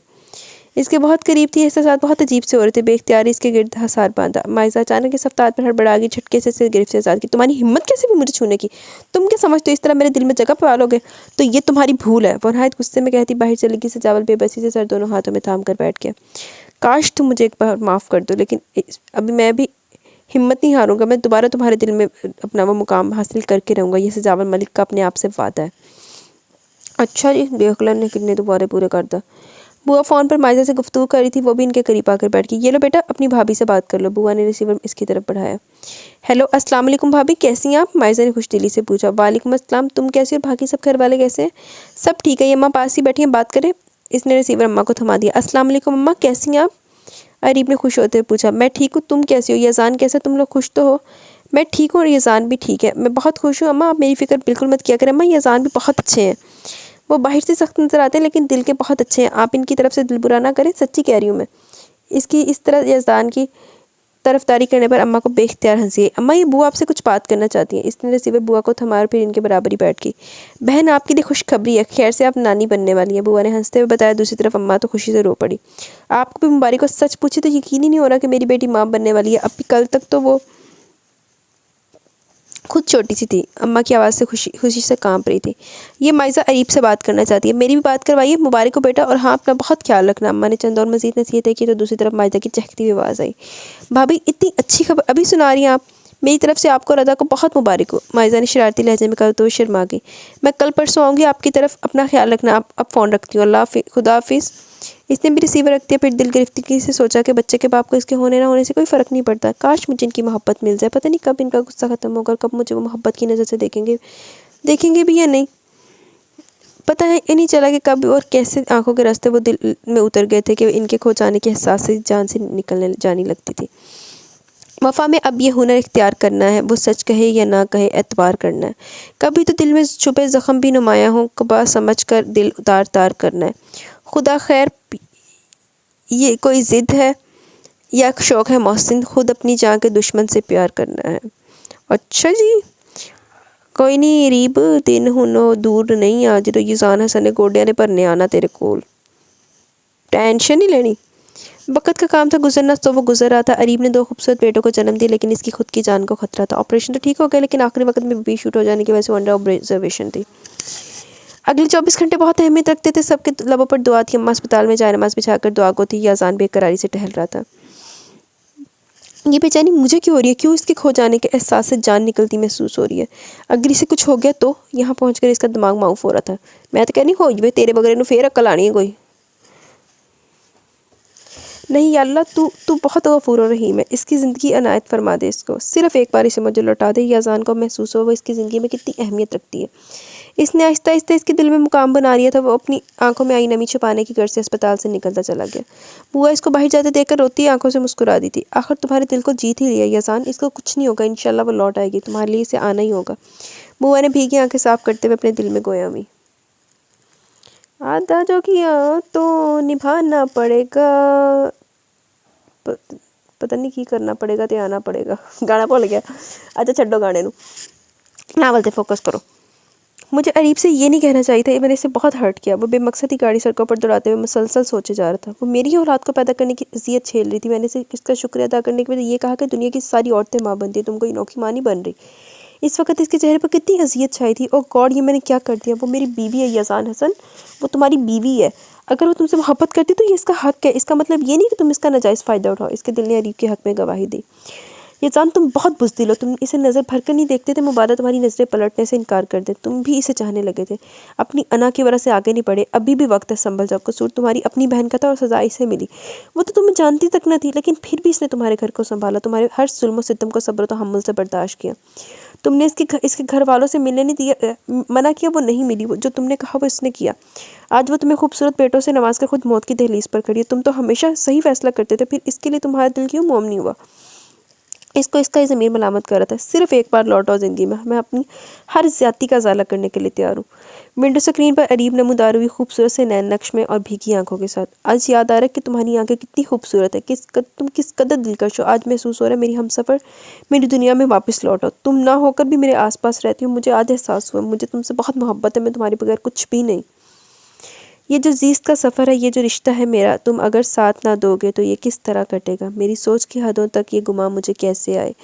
कोई पल बिना तुम्हारे बिना भला कैसे बीत जाए? मेरे पास तुम नहीं हो, मेरे पास तुम कब नहीं हो। मेरी याद के नगर में, मेरे ख्वाब के सफ़र में, मेरी सोच की तहों तक, मेरी आँख के भंवर में, मेरे दिल में, जाँ में, तन में, मेरी हसरतों के बन में, मेरे दिन की तैरगी में, मेरी शब की रोशनी में। हाँ, तुम ही हो मेरी हर दुआ का महवर। बस एक आरज़ू तुम्हारी, इसी आरज़ू से आगे कोई रास्ता नहीं है। तुम्हें इस कदर है चाहा, तुम्हें ये पता नहीं है। इसने थक कर रिवर्स गेयर में गाड़ी को डाला। भी वो टर्न लेने वाला था कि मोबाइल की बेप बज उठी। हेलो था, भाभी को होश आ गया, आप जल्दी से अस्पताल आ जाए। दूसरी तरफ से नौफिल ने इसे ज़िंदगी की नवीद सुना दी। मैं अभी पहुँचता हूँ, बस 10 मिनट में। इसके अंग अंग से खुशी ज़ाहिर हो रही थी। मोबाइल ऑफ करके गाड़ी फराटे भरने लगी थी। कॉरिडोर में से सजावल मिल गया, वो सब कुछ भूल कर इसकी जानी पड़ा। कैसी है वो? लहजे में बेकरार थी। सजावल ने हैरानगी से इसकी बेकरारी नोट की। फिर एकदम ही पुरसकून हो गए। इसे पता चल गया कि इसकी बहन की ज़िंदगी की तमाम मुश्किलें ख़त्म होने वाली हैं। अब इससे इसके दामन में खुशियाँ खुशियाँ होंगी। सब ठीक है, रूम में शिफ्ट कर दिया गया, सब वहीं पर है अरीब के पास। सजावल मुस्कुराते हुए बोला। डॉक्टर ने क्या कहा? अब कोई खतरे वाली बात तो नहीं? नहीं, अब सब कुछ ठीक है, तुम फिक्र मत करो। सजावल ने इसकी फिक्रमंदी पर जवाबन कर, लेकिन फिर भी मैं अपनी तसल्ली के डॉक्टर से मिलकर आता हूँ। यजान डॉक्टर के रूम की जानिब बढ़ गया था। यजाना सनवीना होश आ रही है, तेन होश है कि नहीं होना आ रही होश होना। अल्लाह ताला ने इसको जुड़वा बेटों की नेमत से नवाजा था। इस खानदान में इसकी जड़ें किस कदर मजबूत हो गई थी। अल्लाह ने इसको माँ जैसे रुतबे पर फाइज कर दिया था। इसके कदमों तले जन्नत आ गई थी। पहली बार अपने बेटे को गोद में लेकर वो शिद्दतों से रो पड़ी थी। अस्पताल में इसका बुआ और अम्मा रुकी हुई थी। हफ्ते बाद वो अस्पताल से डिस्चार्ज होकर घर आ गई। यजान ना तो इसे मिलने और ना ही अपने बेटों को देखने, तो कि इन्हें अपनी औलाद से भी कोई लगाव नहीं। मेरी तो सिरे से कोई अहमियत नहीं, इसकी भी नहीं, इसकी भी वजह है, लेकिन ये तो इनकी अपनी औलाद है, इनसे कैसी नफरत। इसने नहायत ही दुख से सोचा। यजान इसका सामना करने से कतरा था। एक अजीब सी झिझक थी जो इसे आगे बढ़ने नहीं दे रही थी। लेकिन आज ऑफिस से आने के बाद अपने घर में बड़ी बेताबी से दाखिल हुआ और बच्चों के कॉट की जानिब बढ़ा हुए इख्तियारी सोए हुए शहजादों को प्यार किया। इसके सोए हुए एहसास बड़ी शिद्दत से जागे मान कमरे का दरवाज़ा खोलकर अरीब अंदर दाखिल हुई। इसकी गैर मुतवक्का आमद पर चौंकी। वो बालहाना अंदाज में बच्चों को प्यार कर रहा था। अरीब इसके अंदाज पर हैरतों के समंदर में गोताजन थी। ये वो औलाद थी जिसके बारे में कभी भूल कर भी अरीब से बात न की थी और कैसे प्यार लौटा रहा था। यजान, आपको अपने बच्चों की याद आज आई है या इन्हें भी मेरी तरह नज़रअंदाज करेंगे? सवालिया नज़रों से इसकी जानिब देखा। यजान ने इसकी बात सुनकर गोद में उठाए हुए शाजिल को दोबारा कॉट में लटाया। बच्चों के नाम शाजिल और बाजिल रखे थे हमजा और अहमद के कहने पर। फिर आहिस्ता कदमों से चलकर इसके करीब आकर इसको बगौर तकने लगा। माँ बनकर वो और भी खूबसूरत नजर आ रही थी। आज वो बहुत पुरतमाद नजर आ रही थी। पहले डरी समी रहती थी आज, लेकिन आज मामूल से हटकर नजर आ रही थी। यजान को अपने इतने करीब आते देखकर वो नर्वस होगी, नजरें झुक गई। यजान को समझ नहीं आ रही तो अपनी शर्मिंदगी कैसे जाहिर करे। अभी वो सोच रहा था कि वो दोबारा कमरे से बाहर जाने लगी। यजान ने इसको मजीद और सताने का इरादा किया। इतनी जल्दी अभी खुलना ठीक नहीं था। इसकी पुकार पर रुक गई। तुम्हें क्या लगता है मुझे मेरे बेटों की परवाह नहीं है? कि तुम ही सब कुछ हो इनकी? मेरे बेटों की माँ बनकर तुमने मेरे दिल में जगह बना ली, तो ये तुम्हारी खुश फहमी है। ऐसा कुछ भी नहीं है। और हाँ, चाहे मैंने अपनी औलाद की खुशी शेयर की हो या ना की हो, लेकिन ये मेरी औलाद है और मेरे बेटे कहलाएंगे। यजान के लहजे में फ़ख्र बोला था। अरीब पत्थर की मूरत की मानित अपनी जगह खड़ी थी। आप कभी भी बदल नहीं सकते यजान, आप हमेशा दुख ही देते आए हैं और आज कौन सा कुछ अलग कहेंगे? मैं ही पागल हूँ जो आपसे अच्छाई की उम्मीद बांधती हूँ। ये कहते वो कमरे से चली गई। कुछ देर और मजीद तुम्हें तंग करने का इरादा मेरी जान, फिर तुम्हारी हर शिकायत दूर कर दूंगा। यजान के चेहरे पर बड़ी दिलफरेब मुस्कुराहट दर आई। एक तो यार मेरे वो हीरो अड्डे का जहर लग दिया ना कि कसम। एक तो चलो पहले तो तुसी जुल्मों सितम कर देते, तुसी चंगे नहीं सी, फिर जो तुसी चंगे हो ही गए हो तो हाले तुम्हें थोड़ी देर और तंग करूँगा मेरी जान। आगे जाकर मैं तेन सेट हो जाएगा गंदी नस्ल। हाले कुछ तंग दिली कसर रह गई है। अम्मा वो आगे कुछ कहे बिना ही माइजा रोने लगी। क्या बात माइजा बेटा, क्यों रो रही हो? अम्मा ने परेशान होकर पूछा। अम्मा वो इन्हें होश नहीं आ रहा, इन्हें उठाने लगी तो पता नहीं का इन्हें तेज़ बुखार और बिल्कुल भी होशी की हालत में। मेरी तो कुछ समझ में नहीं आ रहा कि मैं क्या करूं। इसने अपने आंसू पोंछते हुए कहा। अरे तो डॉक्टर को बुलाओ। वो उठ खड़ी हुई और माइजा के साथ इनके बेडरूम में दाखिल हुई और सजावल के करीब बैठ गई। माइजा इसकी फैमिली डॉक्टर को फ़ोन करने लगी। जाओ बर्फ़ वाला पानी लाओ, ठंडे पानी की पट्टियाँ रखते हैं। जी अभी लाती हूँ। बस डॉक्टर हाशमी भी आते होंगे, कह रहे थे कि 10 मिनट में पहुँच जाऊँ। बताते कमरे से चली गई। फिर थोड़ी देर बाद ठंडे पानी का बाउल ले आई। तुम जब तक पट्टियाँ रखो, मैं अभी आती हूँ। अम्मा इसको कहते हुए किचन में चली गई। डॉक्टर हाशमी के आते वो इसके करीब से उठी। डॉक्टर को बैठने की जगह दी। वो इसका मुआयना करने के बाद बोले, डिप्रेशन की वजह से बुखार हो गया, ज़्यादा परेशान होने की जरूरत नहीं। ये दवाइयाँ वक्त पर देती रहे और ठंडे पानी की पट्टियाँ रखती रहे। इंशाल्लाह सुबह तक ठीक हो जाएंगे। बुखार ना हो तो मुझे कॉल कर लेना। ओके, अब मैं चलता हूँ। आइए अंकल, मैं आपको बाहर तक छोड़ के आती हूँ। नो थैंक यू बेटा, आप यहाँ रहो, मैं खुद चला जाऊँगा। ओके, अल्लाह हाफिज़। इसके जाने के बाद वो फिर से पट्टियाँ रखने लगी। अम्मा की मदद से इसने सजावल की दवाई खिलाई थी और फिर अम्मा को भी आराम करने का कहकर नीचे कमरे में भेज दिया और ख़ुद इसके करीब बैठ गई। न जाने किस पहर सजावल की आंकुरी तो इसके करीब अपने ही बाजुओं में सर्दी सो रही थी। इसको ऐसे ही रहने दिया और ख़ुद कंबल ओढ़कर सोने लगा, क्योंकि अब मसनूई बीमार रहकर तीमारदारी करवाना चाहता था। सुबह जब वो इसको नाश्ता करवाने के बाद दवा दे रही थी तो इसने दवा खाने से इनकार कर दिया। तुम दवा क्यों नहीं खा रहे? इसने हैरानगी से कहा। मेरी मर्जी, मैं नहीं खा रहा। इसने बड़े आराम से जवाब दिया। पर मुझे खिलानी है, चुप करके खा लो। माइजा ने गुस्से से कहा। खा लूँगा अगर तुम मुझे माफ़ कर दो, प्लीज़ एक बार माफ़ कर दो, वरना यूं ही मर जाने दो। अच्छा, ये मेरे मरने से तुम्हारी जान छूट जाएगी, सजावल ने तल्खी से कहा। तुम इस तरह क्यों बातें कर रहे हो? क्यों हर लम्हे मुझे अजियत देते हो? अगर तुमने ऐसी कोई बात की तो मेरे से बुरा कोई नहीं होगा। इसने तेजी से इसका बाजू थाम कर अपनी तरफ मोड़ा। क्यों मैं ऐसा ना कहूँ? मानता हूँ गलती मुझसे हुई है, लेकिन इसकी सज़ा भी तो पाई। अपनी जान से प्यारी बहन के आंसू मेरे किसी अजाब से कम नहीं थे और अब तुम भी इस तरह का बिहेव कर रही हो। मुझे खुद बहुत देर बाद महसूस हुआ कि मैं तुमसे मोहब्बत करता हूँ। मुझे माफ़ कर दो। अगर नहीं कर सकती तो मैं मुल्क से बाहर चला जाऊँगा, कभी ना वापस आने के लिए। इसकी बात पर वो इस कदर फूट फूट कर रोई कि सजावल इस अचानक अवतार पर बुरी तरह बौखला कर रह गया। माइजा माइजा प्लीज़ खामोश हो जाओ, अम्मा या कोई भी कमरे में आ सकता है, वो क्या सोचेंगे।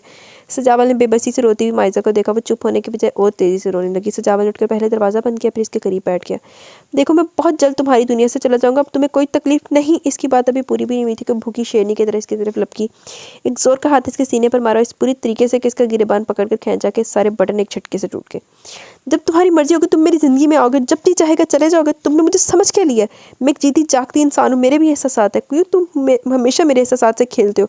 नहायत ही दुख महसूस हो रहा है मुझे तुम्हारे इस फैसले से। मैं कितनी नफरत करती हूँ तुमसे। चले जाओ मेरी नज़रों के सामने से, तुम इस काबिल ही नहीं को तुमसे मोहब्बत की जाए। इसकी इस रद्द अमल पर वो एक साने को गड़बड़ा कर रह गया। माइजा आई एम सॉरी, मैं तुमको दुख नहीं देना चाहता, पर अनजाने में तुम्हें दुख दे देता हूँ। I love you, I really love you.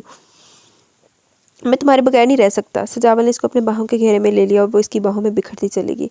वो भी इसके बगैर कहाँ रह सकती थी। इसकी मोहब्बत इसकी रग रग में लहू बनकर दौड़ी थी। आज मोहब्बत ने अपना आप मनवा ही लिया। अल्लाह ओंदी भी सेटिंग हो गई तो ओदी जिदी सेटिंग होनी चाहिए सी, सेटिंग ओदी भी हो गई है। तो सेटिंग हुई है तो बच्चे भी आए हैं दो। तो अगो ना भाई उन्हें कह रहे थोड़ा सा तुम्हें और छिटा लूँ, बाद में तुम मेरी न छिटाने को टर्शोगी। वो शाजिल और पाजिल को फिट करवाने के बाद इनको सुलाने लगी थी कि ये अजान बेडरूम में दाखिल हुआ। बच्चे ये अजान से बहुत मानूस हो गए थे, बाप को पहचानने लगे थे। दोनों तीन माह के हो गए थे। अल्लाह उन्हें सतान दे बेची 3 महीने काट देते, दौर फिटे मुँह तेरे थे। शाजिल और पाजिल बाप को देखते इसकी जानिब लपके तोड़ गया ऐसी। अब कहाँ का सोना और कैसा सोना। ये अजान इनकी इस अदा पर कुर्बान हो गया और इन दोनों के करीब बैठकर इनको प्यार करने लगा। इतने में रीब इनके दरमियान से उठकर इसके सुबह ऑफिस के लिए कपड़े निकालने लगी। भाभी शाजिल और पाजिल सो गए क्या। नरमीन दस्तक देकर कमरे में दाखिल हुई।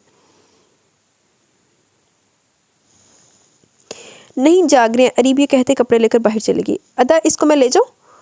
नरमीन ने शाजिल को उठाते हुए कहा। हाँ ले जाओ, मैंने क्या मना किया। नहीं नहीं इसको देने की ज़रूरत नहीं है, इसको मुझे दे। नौफल और हमजा ने शाजिल और बाजी को इसे झपटते हुए कहा। अदा नौफल को कहे कि इसको मुझे दे दे। नरमीन इससे लड़ने लगी। क्यों, तुम्हें क्यों दे दे, तुम सुबह से इनके साथ, अब हमारी बारी है। ये कहते हुए वो बच्चों को लेकर बाहर चले गए और इनके पीछे नरमीन या अजान इनके लड़ने पर बेसाख्ता हंस पड़ा। पागल है बिल्कुल ही। और फिर चेंज करने के लिए वॉशरूम में चला के जब बात लेकर बाहर आया तो अरीब बच्चों के बिखरे हुए खिलौने समेटने लगी। वो टावल बेड पर फेंक कर बालों में ब्रश करने लगा। अरीब ने नागवारी से टावल को देखा। ये वहाँ कुर्सी पर भी फैला सकते थे, तुम कर लो, बात तो एक ही है। याजान ने इत्मीनान से कहा। हम सब कहीं जा रहे हैं। अब इसने सोफे पर बैठते हुए कहा। कहाँ जा रहे हैं हम। अरीब ने सवालिया नज़रों से। हम सब कहीं जा रहे हैं। अब इसने सोफे पर बैठते हुए कहा। कहाँ जा रहे हैं हम। अरीब ने सवालिया नज़रों से पूछा। जहाँ पर मैं लेकर जाऊँगा। जाहिर सी बात है वहीं तुम भी जाओगी, मेरे बेटे और बहन भाई। याजान ने गोलमोल सा जवाब दिया। इसके इस तरह जवाब देने पर वह तब की लेकिन अब की बार खामोश रही। जानती थी वो इसे और कुछ नहीं बताएगा। इतने में बाजिल के रोने की आवाज़ पर वो बाहर की जानिब बढ़ी कि नौफल खुद ही इसे उठाया अंदर आ चलाया। भाभी ये रो रहा पता नहीं क्यों। अरीब ने मुस्कुराते हुए इसकी गोद से बाजिल को ले लिया। इसकी गोद में आते हुए चुप हो गए। देखिए तो इसकी चालाकी, मेरे पास रो रहा था, अपनी मामा के पास चुप हो गया। आखिर इसकी मामा जो हूँ। अरीब इसके माथे पर बूसा देते हुए बोली। अच्छा भाभी, वो शाजिल को हमजा बाहर लेकर गया, अभी आ जाएगा, मैं चलता हूँ। नौफल के जाते अरीब बाजिल की तरफ मतवज्जा हुई। जब सोने के लिए बेचैन हो रहा था तो वो इसको लेकर बेड पर आई। फिर इसको सुलाने लगी। थोड़ी देर में वो सो भी गया। हमजा शाजिल को देखे तो बाजिल को कॉट में एहतियात से कॉट में डाल दिया और शाजिल को गोद में ले लिया। जो फिलहाल सोने के मूड में नहीं लग रहा था। याजान बड़ी दिलचस्पी से देख रहा था वो दोनों बच्चे को किस तरीके से संभाल ली थी। कुछ देर बाद याजान भी सोने के लिए लेट गया। अरीब ने शाजिल के सो जाने के बाद याजान की तरफ देखा तो वो बेखबर सो रहा था। सोने में चेहरे पर किस कदर मासूमियत है। जब जागे होते तो गुस्सा तो हर वक्त नाक पर होता है। वो कितनी देर बाद और देखती रही। शाजिल के किस्मत आने पर इसकी तरफ मतवज्जा हुई। फिर खुद भी कुछ देर में नींद की वादियों में खो गई थी। आई नो ना अपने याजान साहब सिर्फ चित्रां दी कमी है, और कोई कमी नहीं है।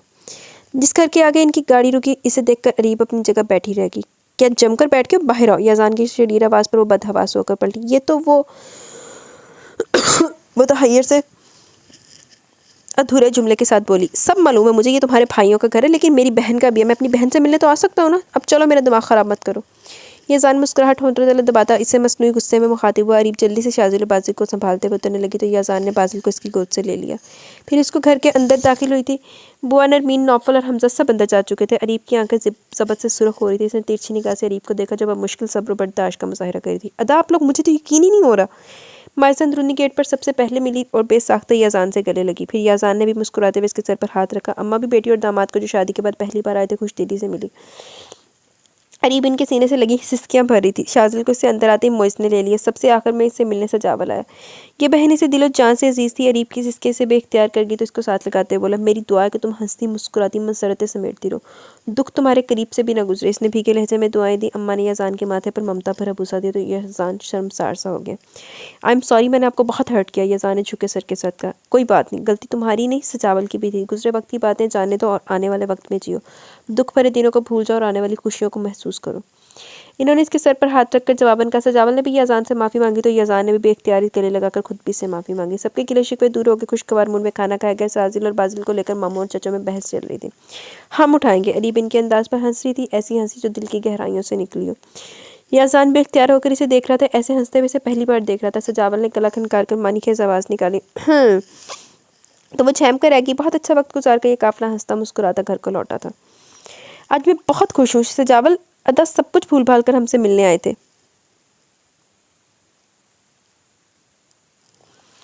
मैं भी खुश हूँ कि ये अजान सब भूल भाल कर अरीब की जाने बड़ा, वरना सारी ज़िंदगी मुझे नदामत रहती कि मेरी वजह से अरीब की ज़िंदगी ख़राब हुई है।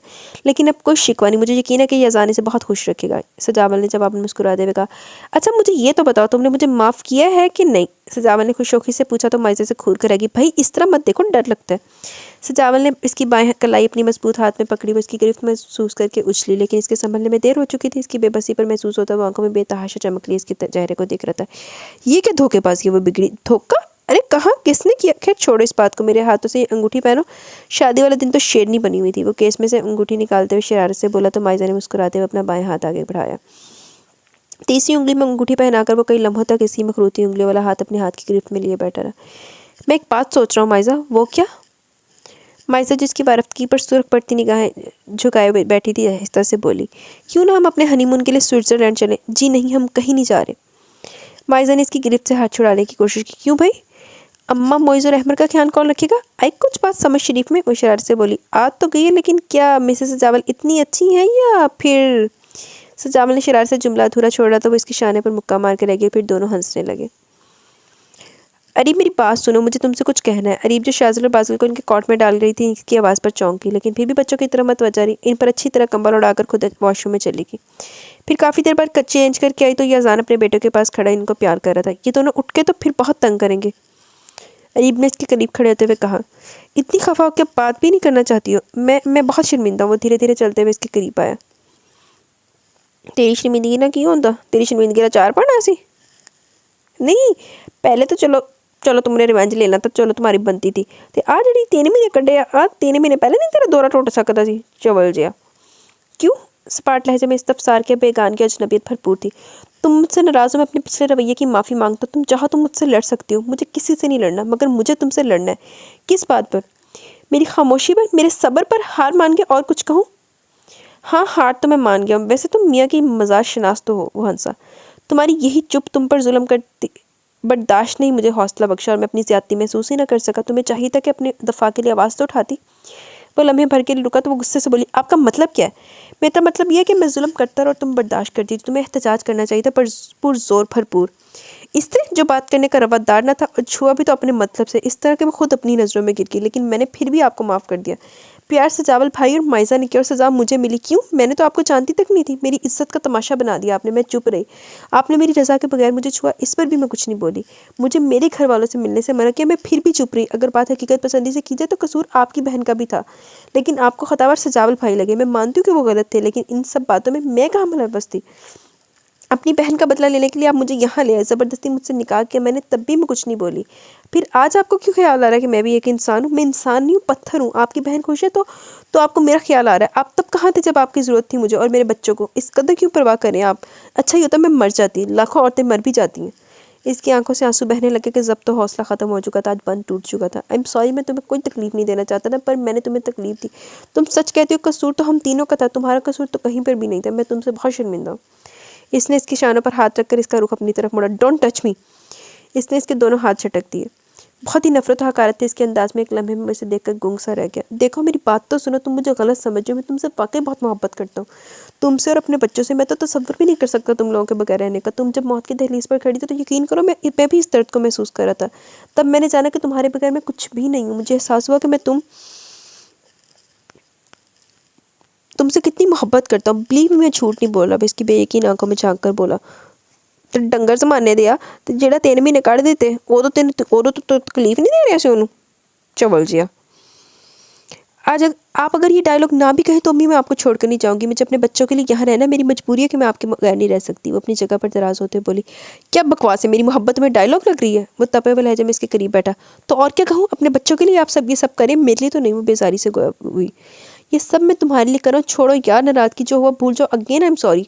वो इसकी तरफ झुक कर बोला, एल ना एनू हूँ मेरा दिल कर रहा जी फ्लाइंग चप्पल नहीं भेज दी, बल्कि ना मेरे पास व्हाट्सएप पे एक स्टिकर है, वो ठा ठा करके ना वो छलनी कर देती है बिल्ली ना, वो हाथ में उसने बड़ी सी गन पकड़ी, वो छलनी कर देती है। मेरा दिल कर रहा है मैंने वो भेजा। दिखाऊँ आपको, 1 मिनट रुको मैं दिखाती हूँ। ये देखें ज़रा, मैं दिखाती हूँ आपको। किधर गई मेरे क्लैशन कोक, एलो किधर है यार, 1 मिनट यार, 1 मिनट। ये देखें, ये जिजान को फैर मार रही है मेरी बिल्ली, मार दे एक बारी होर। एल हुन आराम है, हुन ठंड पै गई मैंने, हुन चलो बाकी नावल एंड करने। सॉरी, ये छोटा सा लफ्ज़ बोल के लोग समझते कि बड़े बड़े दुखों और बड़ी बड़ी ज़्यादतियों की तलाफ़ी हो जाती है। वो बेआवाज़ रो पड़ी, प्लीज़ रो नहीं, ये भी सोचो, ये छोटा सा लफ्ज़ दिल की गहराइयों से बोला जाता है, इसलिए इसकी कोई पैमाइश और कोई पैमाना नहीं था। पशेमा आदमी को मज़ीद ख़वार करना नाराज़गी में शुमार होता है। बहुत सताया आपने, वो औरत थी, जल्दी ज़्यादतियाँ भुलाने लगी। अब चाहूँगा भी तो इतना ही। इसे अपने करीब करते हुए खुमारुलूद लहजे में बोला, ये वो मोहब्बत नहीं है जिसका आप दावा कर रहे हैं।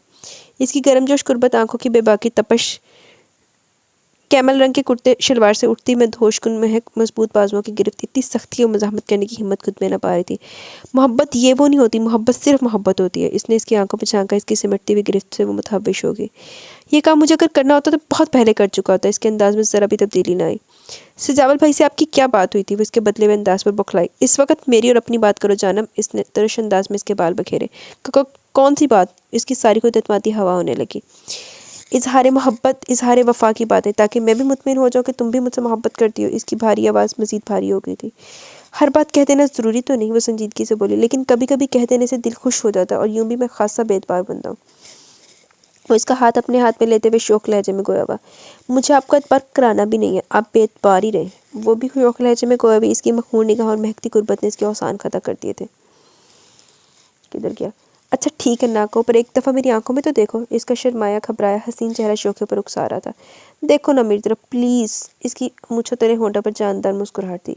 वो शाजिल जाग गया, मैं इसको देखती हूँ। वो इसकी गिरफ्त का हसार तोड़ते हुए शाजिल की जानिब बढ़ी, जो अपनी मुंदी मुंदी आंखों से अरीब को देख रहा था। फिर इसने इसकी जानिब हाथ बढ़ाया तो इसने फ़ौरन इसे गोद में ले लिया। याज़ान भी इनके करीब आ गए। मेरी मोहब्बत का अंदाज़ा यहाँ से लगाएं। अरीब ने इसकी तवज्जो इसके बेटे की जानिब करवाई, जो हुबहू बाप की कॉपी था। बहुत ही खूबसूरत। तो याज़ान ने हंसते हुए बाजिल की गाल चूमे तो वो कसमसाकर बाप को देखने लगा। देखें आपने इसको भी जगा दिया, अब ये दोनों मुझे सोने नहीं देंगे। अरीब ने याज़ान को घूरा, जो बाजिल को गोद में लेकर प्यार कर रहा था। वो भी आपके प्यार पर कलकारियाँ भरने लगा। इसकी सदा पर दोनों ही हंस पड़े। कोई बात नहीं, आज हम दोनों ही जागेंगे अपने बेटों के लिए। क्यों बेटा, पापा से ही कह रहे हैं ना। इसको लिए याज़ान बेड पर बैठ गया। अरीब भी शाजिल को उठाए, जो इसको थपथपाते पर फिर सो गया था। इसे बेड पर एहतियात से लटाने लगी, लेकिन बाजिल के से कोई इरादे नहीं लग रहे थे। याज़ान इसको सुलाने की कोशिश कर रहा था, लेकिन वो माँ के पास जाने के लिए मचल रहा था। अरीब ने हंसते हुए इसे गोद में ले लिया और बोली, बच्चे संभालना इतना आसान काम नहीं है जनाब। याज़ान को इसको इसी तरह देखता रहा, फिर आंखें मूंद ली। ममता के फैलते रंगों ने इसकी शख्सियत को बहुत पाकीज़ा रंग दे दिया था। नाइट बल्ब की रोशनी में याज़ान का वजी चेहरा शानदार सरापा नुमाया था। वो मुकम्मल मर्दाना वजाहत का शाहकार था। इतना खूबरू, इतना पुरकशिश के हज़ारों दिलों में धड़कन बनकर धड़कता, तो ताज्जुब की इस बात न थी।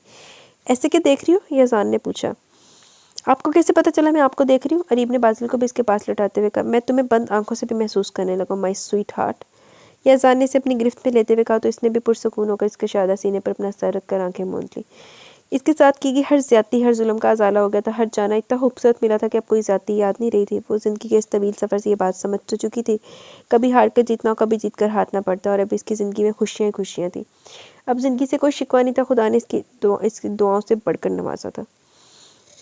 जी तो गाइस, यहाँ पे ये खूबसूरत सा नावल अपने इख्तिताम को पहुँचा। कैसा लगा आपको ये नावल? अपनी राय का ज़रूर इज़हार कीजिएगा। मुझे तो नावल बड़ा पसंद है। बस ये जानू दे 2-4 बिल्ली को फैर मरवाने सी, होर मरवाने सी, लेकिन मेरी बिल्ली याद बात जो आई, लेकिन ये जान फैर बनते सी। चलो यार, रिवेंज तो तुमने ले लिया। और की चवल मारी जड़ी जी 3 महीने कढ़ देते तू अपनी सतान दे विच ही चवल जिहा।